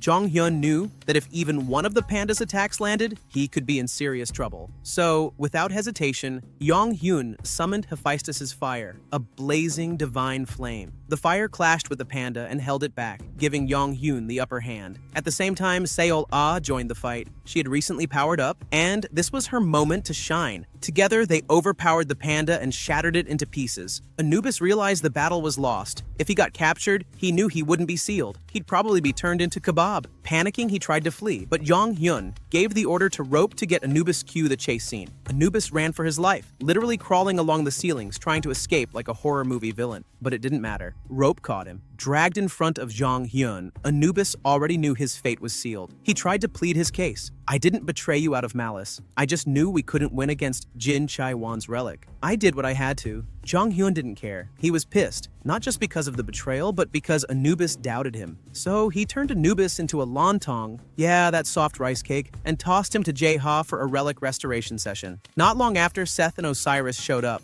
They surrendered immediately. Apparently, they really did enjoy watching TV and eating fried chicken in Jong Hyun's place. So when he told them to keep an eye on Anubis so he wouldn't act up again, they were thrilled. Problem solved? Well, not really. Jong Hyun hadn't rested once since this entire chaos started, and he was running on fumes. The only solution? Call Irene. But just as things started to calm down, boom! Another quake shook the entire tomb. It wasn't natural. The tremors were caused by a relic owned by Jin Chai-won. The Valley of the King's tomb began to transform, and before they knew it, Jong Hyun and the team were trapped inside. So much for rest. They had no choice but to start exploring the newly transformed tomb. And that's when things got even worse. Inside the tomb, Kwok Taek-jun appeared, an opportunistic scavenger who had snuck in during the Pentagon chaos. His goal? To find and steal the Da Vinci relic. Seeing this, Jong Hyun didn't panic. Instead, he smiled wide, cause this will got interesting, knew he couldn't go all out. Most of his relics were already at their limit. Worse, TKBM had brought along hunters, not to help clear the tomb, but to rob other explorers. So instead of fighting, Jong Hyun made the call to retreat. They slipped away and after a few turns found themselves inside a trap room. Massive Egyptian statues suddenly came to life and attacked. But too easy. The team wiped them out without breaking a sweat. After that, just one more turn, and there she was, Irene. Their backup had arrived. With her support, they resumed excavation more smoothly. Jong Hyun immediately started reading the ancient relic script carved into the walls. Unfortunately, the only thing he could gather was that several high-tier relics were sealed inside the tomb. But as for the actual owner of the tomb, blank. No information. Nada. So they had no choice but to keep going deeper. Then came trouble. American soldiers appeared, blocking their path. They had strict orders. Jong Hyun is not allowed to go any deeper. Jong Hyun didn't hesitate. He gave the signal to Irene using Midas Curse. Irene summoned her relic, the Curse of Midas, and attacked. But that's when things got weird. Her power went out of control. Suddenly, the entire tomb began to shake. A system notification popped up. The tomb responds to Irene's power. Defense mechanism activated. And boom! Just like that, curses rained down on the team. Jae-ha turned into an old man. Irene and Seol-ah shrank into little kids. Only Jong Hyun remained normal, protected by the Crow relic.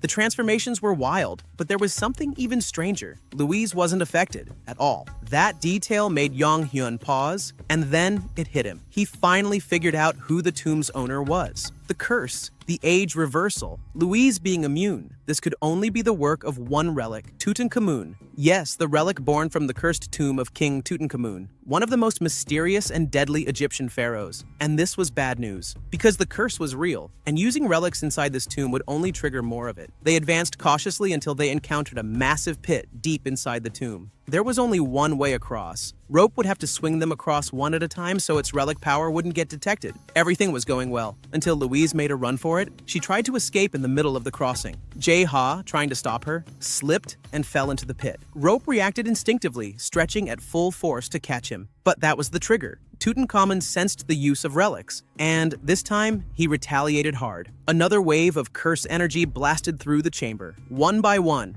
members of Jong Hyun's team were hit. This time, the effect was even worse. They didn't shrink or grow old. They turned to ash. Jong Hyun stood frozen, watching the aftermath, and somewhere in the tomb's depths, Tutankhamun smiled. When Jong Hyun came to, he found himself in a tight, claustrophobic space. He screamed. His voice echoed through the narrow confines. He was trapped inside a coffin. No relics, no allies, just darkness and the faint scent of ancient decay. Thankfully, Rope was nearby and heard his cries, but every relic had been separated from Jong Hyun, including Rope, who could only cling helplessly to the outside of the coffin. Meanwhile, Jong Hyun's team had been scattered across the tomb. Irene and Seol-ah found themselves in a twisting corridor corridor that seemed to go on forever. Confused but determined, Seol-ah took action. She summoned her relic, Gildal, and gave her one job to find Jong-hyun. But don't use too much power. They can't let Tutankhamun notice them. With that, they waited. The unluckiest member of the group, Yoo Jae-ha. He had literally fallen straight into the middle of the TKBM excavation crew. At first, he thought he could play it cool, just pretend to be a lost civilian. But then, Kwok Taek-jun stepped forward. He squinted at the old man, and then he smirked. With one flick of his relic, Kwok restored Jae-ha's true form. Now, Jae-ha was in real danger. Kwok wanted him dead. He was too valuable to Jong-hyun's team. Desperate, Jae-ha blurted out, he will tell Kwok Taek-jun about Jong-hyun's weakness. Of course, he had no idea what that weakness was. But if lying could buy him time, he'd lie all day. Things weren't looking great for Jae-ha. He was completely bluffing. He didn't know the first thing about Jong-hyun's weaknesses. But then, salvation appeared. Julian Miller walked into the room, calm, collected, dangerous. Julian had Jong-hyun's location, and Jae-ha was ready to spill his weakness. Kwok Taek-jun agreed, and they started moving quickly. Julian leaned close to Jae-ha and whispered, he just saved Jae-ha's life, so Jae-ha must make his lies good. Back with Seol-ah and Irina Gildal returned, empty-handed. He had found nothing, so now it was Irene's turn. She activated her Mayan relic to search for Jong-hyun's energy signature, and when she found him, she broke down in tears because she heard Rope hug Jong-hyun tightly. Little Irene sobbed in pure jealousy. Right beside her, Seol-ah teared up too. Meanwhile, Jong-hyun remained trapped. His relics were scrambling to save him. Rope was clinging tightly to the coffin, refusing to leave his side. Even Nero tried to help, but accidentally almost roasted Jong-hyun alive with his fire breath. And then a strange voice came from below. Seobok the relic in the form of a giant earthworm slithered into view. He have a solution, but it comes with a price. Jong-hyun must give Seobok everything. All Jong-hyun wealth and relics. The worst part? He didn't have much choice because, inside the coffin, something ancient stirred. Tutankhamun's relic had awakened, and it was ready to turn Jong-hyun into a mummy. Just as things were looking grim, help arrived. Seol-ah and Irene burst into the chamber where Jong-hyun was trapped. Without hesitation, Seol-ah punched Seobok square in the face. The solution turned out to be surprisingly simple, just a chant. Once they spoke the ancient incantation, the coffin creaked open and Jong-hyun gasped as he emerged, finally free. Relief washed over the group, especially Irene, whose emotions had been spiraling the entire time. Jong-hyun, though exhausted, was relieved that all his relics were still intact. Now there was only one thing left to do: find Yoo Jae-ha. Once again, Gildal took on the mission. She returned with troubling news. Jae-ha was with Kwok Taek-jun, and even worse, Julian Miller was there too, discussing Jong-hyun's weaknesses. That part made Jong-hyun uneasy, not because he doubted Jae-ha, but because Julian Miller might actually know the truth. And if he mentioned the Raven relic, things could get ugly. Amidst this anxiety, Seol-ah spoke up. What if they restore Miller's memories? Jong-hyun hesitated. In their past life, he and Miller had never gotten along, but Seol-ah was firm. If Miller remembers who they really are, there's no way he'd work with TKBM. It was risky, but Jong-hyun agreed. They had a plan now. He marched straight toward the TKBM group, Julian, Kwok, and Jae-ha. No words, just a challenge to Miller.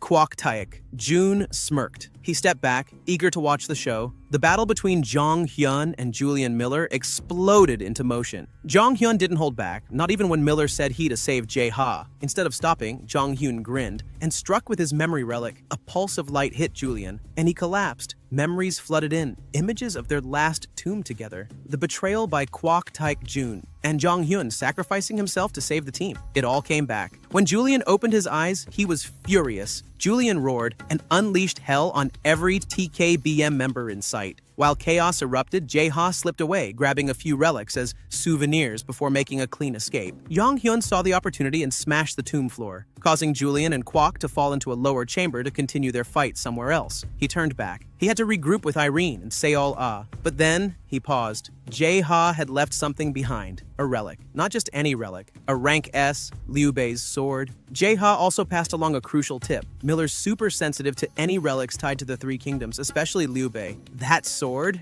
It's like his natural counter. With his team finally regrouped, Jong-hyun stood at the entrance of the final chamber, just a few steps away from the boss room. But first, it was trap time. He began setting up a series of intricate traps, explosives, illusion wards, and curse-triggered relics. But before he could finish, vanish, someone unexpected arrived. Julian Miller, covered in dust, furious, and definitely not in the mood for jokes. Julian demanded answers. Why did he see all those memories? Why did they feel so real? Jong-hyun didn't hold back and said, because they were real. That was our past life. It all clicked for Miller. He'd been betrayed by TKBM. He saw Jong-hyun sacrifice himself. The memories weren't tricks. They were the truth. Reluctantly, the two agreed to work together. Although Miller wasn't thrilled with the contract Jong-hyun made him sign. But with Liu Bei's relic sword in Jong-hyun's hands, Miller had no leverage. Meanwhile, at the TKBM camp, Kwok Taek-jun had survived his fall. Bruised but not broken, he rallied his troops and stormed toward Jong-hyun's position. Unfortunately for them, they walked right into the trap. The entire corridor erupted in a massive explosion. Screams echoed. Dust filled the air. And Jong-hyun? He just smiled. TKBM had fallen. The trap worked like a charm. Smoke, debris, and half the team out cold. Jong-hyun stepped out casually, brushing dust off his jacket. He rolled out a golden sarcophagus. Yes, the cursed coffin that once imprisoned him. This relic was designed to trap anyone with king-like authority. And now, it was time to use it on Kwok Taek-jun. Kwok didn't stand a chance. The moment he approached, the coffin snapped open and dragged him inside. Now, with Kwok out of the picture, it was time. Jong-hyun and his team pressed deeper into the tomb. They arrived at the boss chamber, but instead of a throne room or treasure vault, it was a vast desert. A scorching, never-ending field of golden sand. As the entrance slammed shut behind them, panic started to rise. Far in the distance, Jong-hyun spotted a lone tree, a beacon in the desert. But as they moved toward it, the sand shifted. A sandstorm was coming. The sandstorm didn't just bring wind and chaos, it brought monsters. Dozens of them, each one oozing malice and bearing symbols of relic royalty. They serve the spider relic, and they're here to end Jong-hyun. But their intimidation didn't last long. The moment they saw Jong-hyun's army of loyal relics, their confidence cracked. They hesitated. That was all Jong-hyun needed. His relics attacked, wiping out the wave of sand creatures with brutal efficiency. But it wasn't over. The real tomb began to awaken. The desert shifted again, revealing a massive temple rising from the sands. Its gates opened, and hundreds of relic soldiers marched out. An army of cursed warriors, but the worst part? They weren't led by one relic. They were controlled by several high-tier relics working in unison. Anyone else would have collapsed under the pressure. But Jong-hyun? He just smirked. Of course he was smiling. Why wouldn't he? Jong-hyun held 3 Egyptian god-tier relics. So when a dozen Egyptian royal relics emerged from the sands, roaring and threatening his life, he didn't even flinch. And then Seth stepped forward, grinning. With a surge of divine energy, Seth, Osiris, and Anubis transformed into towering giants. Relic titans that shook the desert floor. The royal relics? They panicked. They tried to sway him, but Anubis was helpless. He couldn't fight Seth and Osiris together. Even when he tried, he looked more like a tired dog getting dragged around. A sight that made Jong-hyun chuckle. Within minutes, the battle was over. Jong-hyun had won completely. After the dust settled, he gathered the remaining Egyptian relics. He turned to the tomb's master, Tutankhamun, to bring out all the relics, every single one. Tutankhamun claimed they had already been collected, but Jong-hyun just smiled and looked up. A bird hovered overhead, glowing faintly. Without hesitation, Jong-hyun hurled Tutankhamun into the relic bird, revealing its true form. With that, the Valley of the Kings was conquered, and not a single relic remained to report back to Jin Chaiwan. With victory secured, Jong-hyun began sorting the spoils. The Egyptian relics were no joke, especially Tutankhamun's, which turned out to be one of the 7 royal relic keys, a cursed relic with the ability to temporarily boost the power of other relics. A perfect addition to Jong-hyun's growing arsenal. Then came the bird. It wasn't just any relic,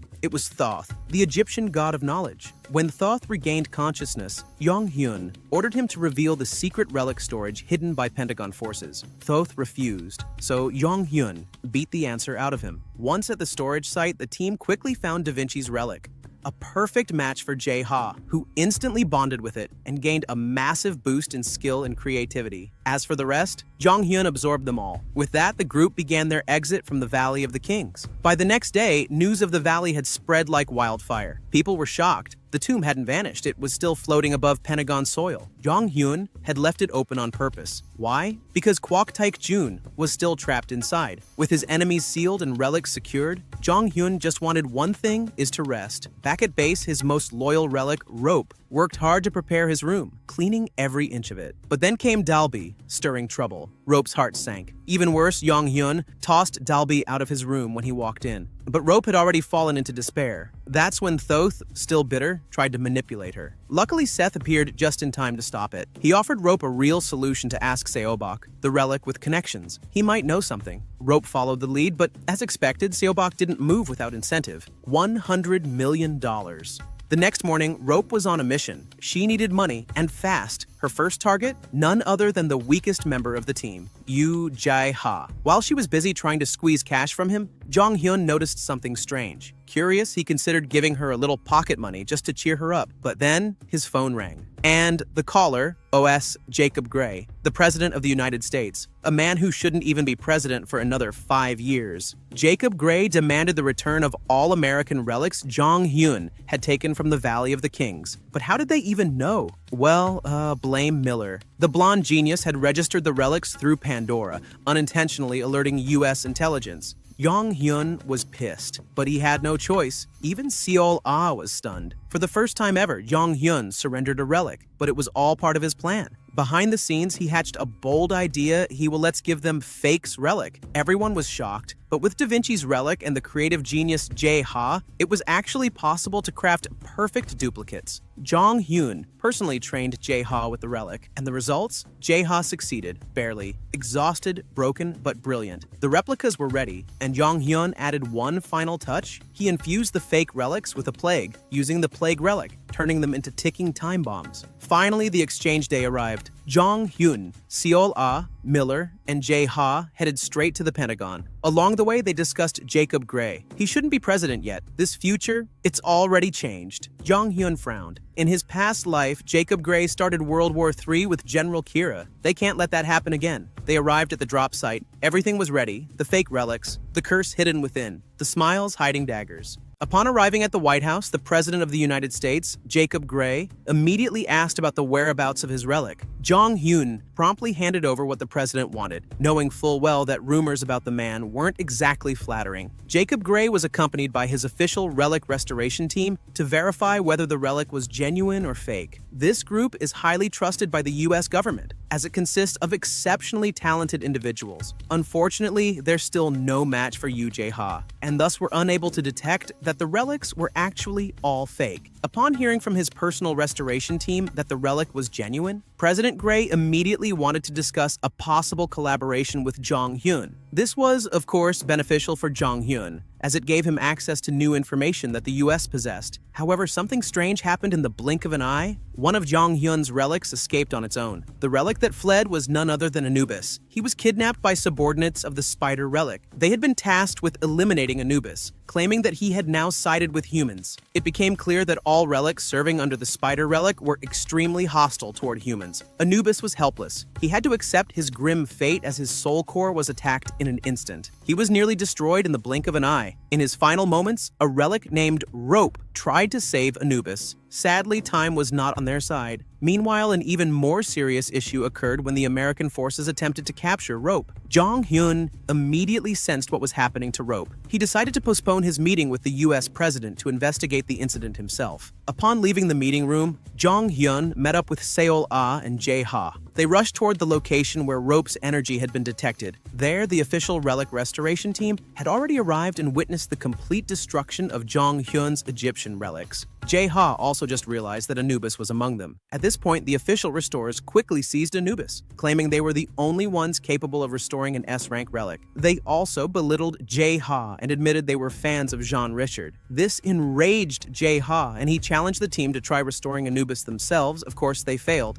Jae-ha then took over the task and proved that he was the greatest relic restorer of all time. He successfully saved Anubis and humiliated the so-called official restorers. After the incidents with Anubis and Rope, Jong-hyun resumed his meeting with the US president. They discussed many things, including President Kwok Taek-jun of TKBM, who was plotting to steal American military relics. Upon hearing this, President Gray was furious and promised to make things difficult for TKBM. After the meeting, Yong Hyun returned home and finally spoke with Anubis. Anubis expressed his gratitude and officially acknowledged Jong Hyun as his master. Jong Hyun felt relieved, but he still punished Anubis by ordering him to resolve all the issues he had caused, including the confidential documents he had previously leaked about Jong Hyun. After receiving his mission, Anubis moved swiftly. With the help of Rope and Tutankhamun, he eliminated everyone targeting Jong Hyun. This sudden purge didn't go unnoticed. Pandora, who had placed a bounty on Jong Hyun, quickly realized what was happening. Furious at their inability to stop Jong Hyun, chaos erupted among them. In the middle of this heated argument, Miller suddenly appeared and attacked them all. He was enraged because they had ignored his reports about the relic he had previously submitted. Elsewhere, Jong Hyun was driving through an undisclosed location. He had just reclaimed Louise, the woman who had once nearly brought about Jae-ha's downfall. Jong Hyun took Louise in, recognizing her talent and knowing that she mustn't fall into the wrong hands. During this time, Jong Hyun received a phone call from Miller. The bespectacled man had received intriguing information from Yoon Si-wo. Apparently, TKBM was on the brink of internal conflict. After the disappearance of Kwok Tak-jun, his 3 children were now preparing to fight for leadership of TKBM. Jong Hyun, foreseeing the coming turmoil, smiled, realizing the immense advantage he could gain from this power struggle. Tensions among Kwok Tak-jun's children escalated rapidly. Kwon Sung-woo, the eldest son, had an intense obsession with claiming all of his father's relics. He even ordered Chen, a loyal TKBM employee, to persuade Kwon Ju-hye, the daughter of Kwok Tak-jun, to side with him. Seung-woo needed Jo-hee because despite being the eldest, he lacked the ability to effectively wield relics. To open the relic vault left behind by their father, he needed her power. Acting on his orders, Chen went to Ju-hee's location and told her they were in danger because of Jong Hyun's actions. But instead of focusing on the warning Jo, he got distracted by how handsome Jong Hyun was. Still, despite the distraction, she did seem willing to support her oldest brother's side. Meanwhile, Jong Hyun was deep in thought, trying to figure out how to benefit from the internal feud among Kwok Tak-jun's children. This was a golden opportunity. He knew that no one else could open Kwok Tak-jun's relic vault except his children, and himself. That's why he needed to leverage one of them. As luck would have it, Jong Hyun was soon approached by Kwok Sung-jae, the second son of Kwok Tak-jun. Sung-jae proposed a partnership to monopolize his father's relics. He was even willing to pay Jong Hyun $2 billion for his cooperation. Seeing such a golden opportunity present itself, Jong Hyun smiled. He knew the perfect chance had arrived. Since Jong Hyun wasn't interested in money, he set a different condition. He wanted a share of the relics they would obtain from Kwok Tak-jun's vault. The agreed-upon split was 30% for Jong Hyun. However, he could only see and choose the relics without knowing what their functions were. Jong Hyun had no problem with that condition because he could identify the function of any relic through the Crow relic. Once the agreement was made, Seung-jae entered Jong Hyun's home. But instead of behaving properly, he caused trouble, trying to steal one of Jong Hyun's relics out of greed for its immense power. When he attempted to dominate Seth, things went horribly wrong. He couldn't control Seth at all. At that moment, Jong Hyun revealed his true strength, far surpassing Seung-jae's. Seung-jae was in disbelief since, according to Pandora's database, Jong Hyun should have been weaker. Jong Hyun laughed it off, explaining that the data on Pandora didn't even reflect 50% of his actual power. After making sure Seung-jae understood his place, Jong Hyun demanded compensation for the damage to his house. Not only that, he instructed Rope to extort money from Seung-jae, knowing full well that the TKBM heir had plenty of it. After Rope finished draining Seung-jae of 2 billion won, Jong Hyun stopped him and got back to discussing their mission. Just as Seung-jae was about to outline their strategy to defeat his older brother, a piece of viral news hit, France had just announced that one of the 7 main tombs, the Tomb of Pride, had opened. After careful consideration, Jong Hyun decided they should focus on conquering this tomb first. At the same time, Seung-jae received a phone call from Yang Chen, the most pragmatic man in TKBM. Chen had aligned himself with Seung-woo, the eldest son, to gain maximum benefit while Kwok Tak-jun remained trapped inside the Valley of the King tomb. Conquering the Tomb of Pride wouldn't be easy. France had just announced stricter restrictions on excavation teams as they wanted to claim the tomb for themselves. Jong Hyun's famous excavation team would no longer be allowed to enter. That's when Jong Hyun revealed his backup plan, using fake identities. With help from Yoo Jae-ha and Louise, both of whom were now on his side, they quickly forged new identities. The skills of these two were top-notch. making the process seamless. With preparations complete, it was time to depart for France. Jong Hyun's excavation team boarded a commercial flight to blend in with the crowd. Mid-flight, Jong Hyun suddenly realized that Yang Chen and Kwok Taek-jun's eldest son were also on the same plane, headed for France. It was a rare sight to see such wealthy men flying economy class, but it made sense. Money couldn't buy access to the Tomb of Pride, especially not under French government control. Realizing that his enemies were on board, Jong Hyun immediately warned his team. This flight could very well turn into a battlefield. To turn the airplane battle in their favor, Jong Hyun had already prepared a plan. He wrote an absurd contract designed to provoke Sung-woo emotionally. If Sung-woo were to tear the paper, the contract would activate thanks to the relic power Jong Hyun used. Rope effortlessly delivered the contract to Sung-woo. However, during delivery, Rope was caught by Yang Chen. Realizing Rope was Jong Hyun's relic, Chen ordered his men on board to attack. The TKBM troops quickly located Jong Hyun's position, and the battle broke out.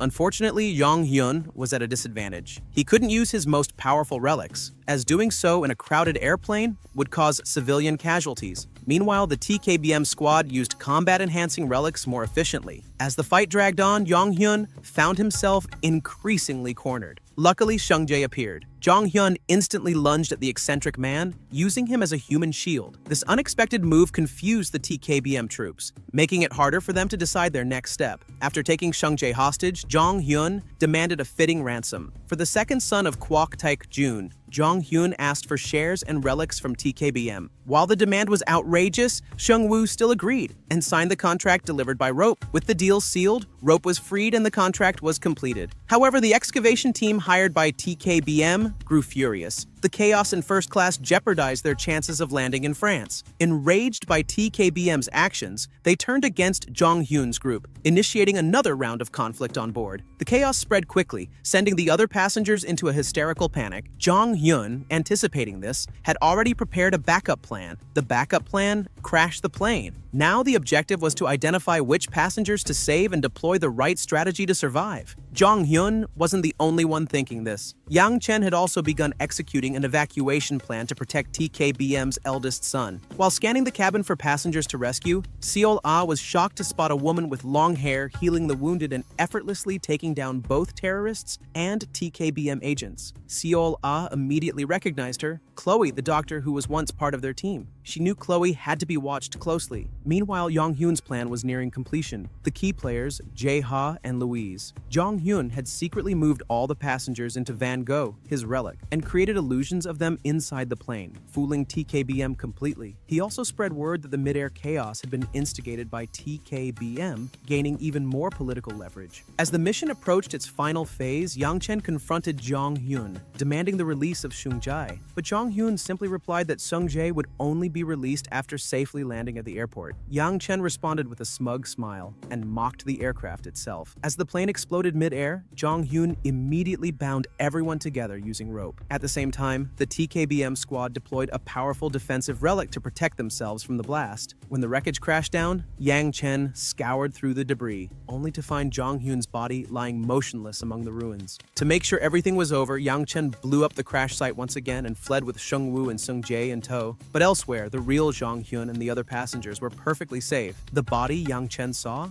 A fake. So was the Sung Jae who escaped with him. Jong Hyun had used the Invitation of God relic to pull off the entire deception. There was just one problem. The survivors had been flung all the way to the North Pole. Now, to survive the freezing wasteland, Jae-ha and Louise had to get creative. Their mission? Build a railway and train to reach the nearest habitable area? The next day, Kwok Seung-woo held a press conference. The TKBM heir expressed deep regret, saying he only managed to save 2 passengers and promised generous compensation for the victims' families. His display of compassion sent his company's stock soaring. Meanwhile, Irene and Miller watched the news coverage. According to the official report, Jong Hyun had died in the crash, but both of them weren't buying it. They knew better, and they were determined to find out where Jong Hyun really was. For TKBM, today marks a decisive victory. They're seen as heroes, while Jong Hyun has been branded a villain and presumed dead. TKBM is showered with praise and can now excavate tombs freely without interference from Jong-hyun. However, their celebration won't last long. Jong-hyun has successfully built a vehicle and is now crossing the snowy plains to reach the nearest village. During the journey, Jong-hyun realizes that the relic contract he made has been activated. Since Kwok Seung-woo destroyed the contract, all of TKBM's shares and relics will eventually fall into Jong-hyun's hands. The relic issue might be resolved sooner than expected. Seung-jae, who is traveling with Jong-hyun, suddenly remembers where his father stored all of TKBM's relics. Hearing this, Jong-hyun smiles. Once they arrive at the nearest village and re-establish communication, all the rescued passengers start giving testimonies that TKBM was the one truly responsible for the plane explosion. Amid the chaos erupting within TKBM, Jong-hyun prepares to head to the TKBM relic vault. After it's confirmed that all surviving passengers are on a remote island in Canada, the Canadian government immediately dispatches aid. At the same time, Jong-hyun is ready to leave for Kwok Taek-jun's relic vault, located not far from there. Seol-ah proposes to stay behind and watch over the passengers. She does this mainly to keep an eye on Chloe, something she hasn't yet had the chance to explain to Jong-hyun. When they arrive at Kwok Taek-jun's relic vault, it turns out to be a massive warehouse. Upon entering, Jong-hyun is allowed to choose the relics that will be handed over to him. But, as always, Jong-hyun has a few tricks up his sleeve. He knocks Seung-jae unconscious and escapes with all of TKBM's relics. Meanwhile, TKBM's shares begin to sell off rapidly, infuriating Seung-woo, who has no idea what's going on. All of this, of course, is the effect of the relics now possessed by Jong-hyun. Back in the village where Seol-ah is staying, things get even more intense. She catches Chloe secretly making a phone call but can't act on it, as Chloe quickly notices her presence. Not long after that, Jae-ha and Jong-hyun return to the village as well. After everything that happened, Jong-hyun completely crushed any hope TKBM had of recovering. He didn't just take their relics, he also acquired their stocks and even their buildings.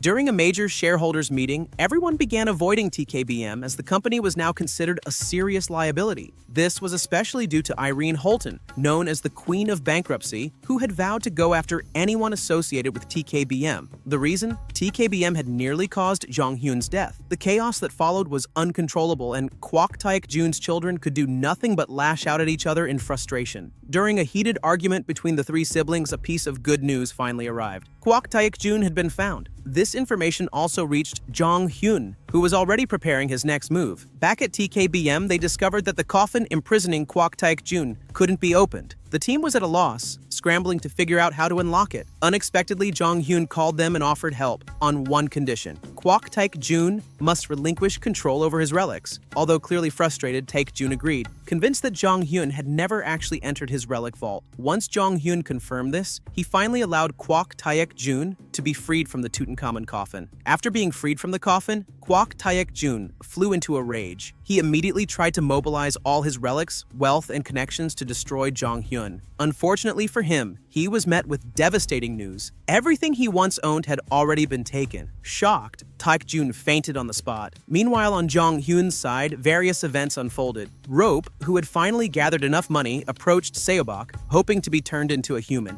Seobok almost tricked him again, but thankfully Seth was there to intervene. In the end, Rope received the long-desired transformation relic. The problem? The relic had to be eaten to be activated, and Rope didn't have a mouth. This left both Seth and Seobok puzzled. On another front, Seol-ah finally informed Jong-hyun about Chloe, who was among the rescued passengers. But just as she was about to act, Chloe suddenly disappeared from Seol-ah's sight. With Chloe suddenly vanishing right in front of Seol-ah, Jong-hyun immediately realized that Chloe was just as formidable as ever. Now the question was whether or not she had joined another organization. To find out, Jong-hyun assigned the task to Julian Miller. It was a critical mission, especially since it appeared TKBM was also seeking a meeting with Chloe. They were in desperate need of a skilled medical relic user for Kwok Taek-jun. Jong-hyun entrusted the task to Miller because he himself was about to depart for Pride's tomb in France. Back in Jong-hyun's camp, Seth returned to see Seobok. He was looking for another transformation relic that could help Rope. Surprisingly, despite his intimidating appearance, Seth showed genuine concern for Rope's despair. With a little bite of persuasion, Seobok finally gave in and handed over a new transformation relic. Seth quickly gave the relic to Rope, who was overjoyed and ran off excitedly to try it. Meanwhile, at TKBM, they were seriously hunting for Chloe. Yang Chen discovered that Chloe was affiliated with an organization called Noah. This organization existed to purge the world of relics, dreaming of a future where no one would be oppressed by their existence. In fact, they aimed to erase relics entirely. After learning this, Yang Chen began devising a plan to bring Chloe before Kwok Tak Jun, even if it meant doing so by force. Elsewhere, Rope was running around with the Little Mermaid relic, eager to try it out. Along the way, he encountered Chloe, who managed to stop the relic from fleeing, but she wasn't alone.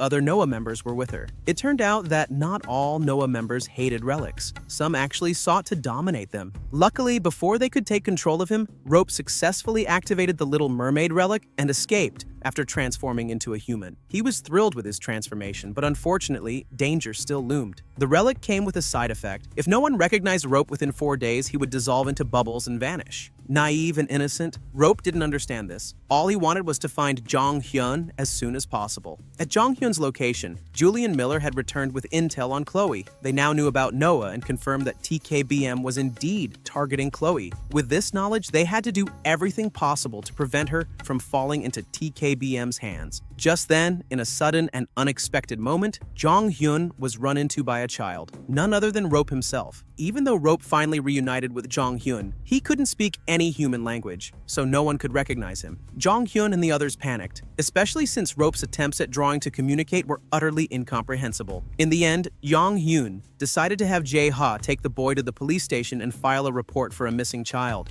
At the station, Rope was helpless. Luckily, the Little Mermaid relic proved to be on his side. It caused a scene, giving Rope a chance to escape. Once they were outside, though, they ended up wandering aimlessly. Rope had no idea where Jong Hyun was staying. To make things worse, Rope ended up witnessing members of Noah committing a relic robbery. He was then kidnapped and even injured by them. Fortunately, not long after, Jong Hyun arrived. Jong Hyun immediately hurled his defensive relic at the vehicle used by the Noah members. He broke in and found Rope, who was on the verge of vanishing. But Rope didn't turn into bubbles, because in truth, Jong Hyun had recognized him all along. After rescuing Rope, Jong Hyun took down the Noah members one by one for their cruel crimes. During the confrontation, he asked about Chloe. The Noah members revealed that they had come to France to retrieve her and were already preparing to leave the country. Jong Hyun rushed to the airport in search of Chloe but came up empty-handed. The next day, Seola appeared with shocking news. She had picked up traces of Chloe's presence. She suspected it was a trap, as Chloe seemed to be deliberately showing herself. But Jong Hyun didn't care. All that mattered now was meeting Chloe face to face. When they found Chloe, Jong Hyun and Rope quickly captured her. Jong Hyun used a memory relic on her, forcing her lost memories to return, and causing her intense pain. But then something strange happened. Chloe's memory relic was suddenly disrupted by one belonging to Jin Chae-won. This interference caused Chloe to go berserk and attack Jong Hyun, leaving him with no choice but to knock her unconscious. Realizing that Jin Chae-won seemed intent on preventing Chloe from meeting Kwok Tak Jun, Jong Hyun formed a theory. Perhaps Jin Chae-won wanted to worsen Tak Jun's condition. Wanting to understand Jin Chae-won's strategy, Jong Hyun came up with a crazy idea. He would send Yoo Jae-ha, disguised as Chloe, into the heart of TKBM, sending his weakest team member into the lion's den. Despite Yoo Jae-ha's tears and pleas, he had no choice. He had to agree and head straight to TKBM headquarters. Yoo Jae-ha, assigned to infiltrate TKBM, was incredibly nervous, especially since he was stuck with the most talkative relic in the world, Rope. Anything could happen. Meanwhile, Jong Hyun summoned Toth to check on Chloe's condition. As the god of knowledge, perhaps Toth knew what to do. Initially, Toth hesitated. Chloe had been cursed by none other than his superior, the relic Jin Chae-won. Enraged, Jong Hyun pressured him, and Toth finally revealed the existence of a brainwashing relic embedded in Chloe's mind. Jong Hyun removed the relic, and Chloe immediately regained consciousness. She panicked, stuck in memories from 15 years ago, remembering the moment Jong Hyun was gravely wounded. Thankfully, Seol-ah was there to calm her down. Once Chloe could speak clearly, she accepted a contract to officially join Jong Hyun's team as their medical specialist.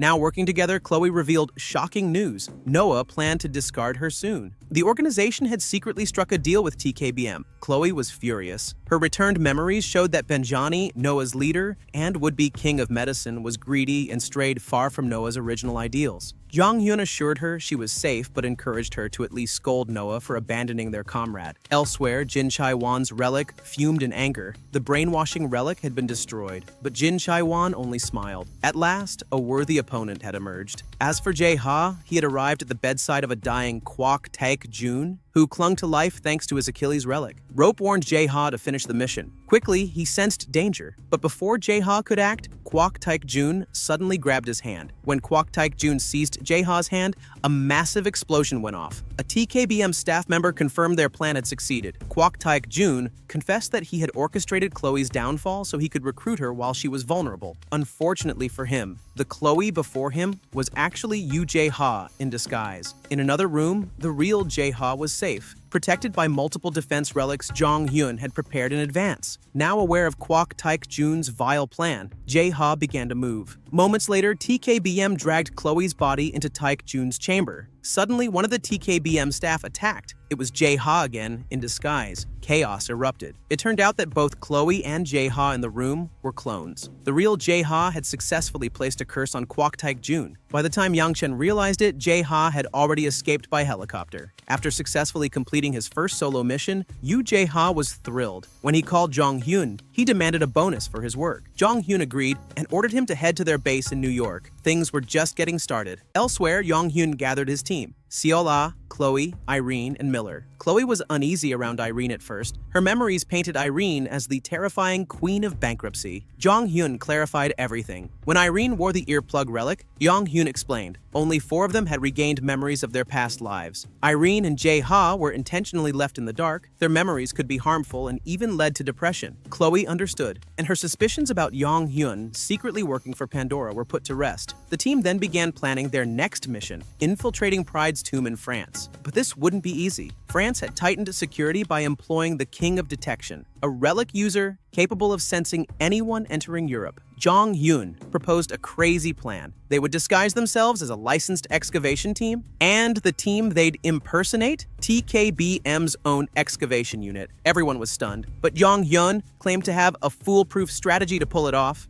How will they get into TKBM's excavation team? Find out in the next episode. Don't forget to like, comment, share, and subscribe.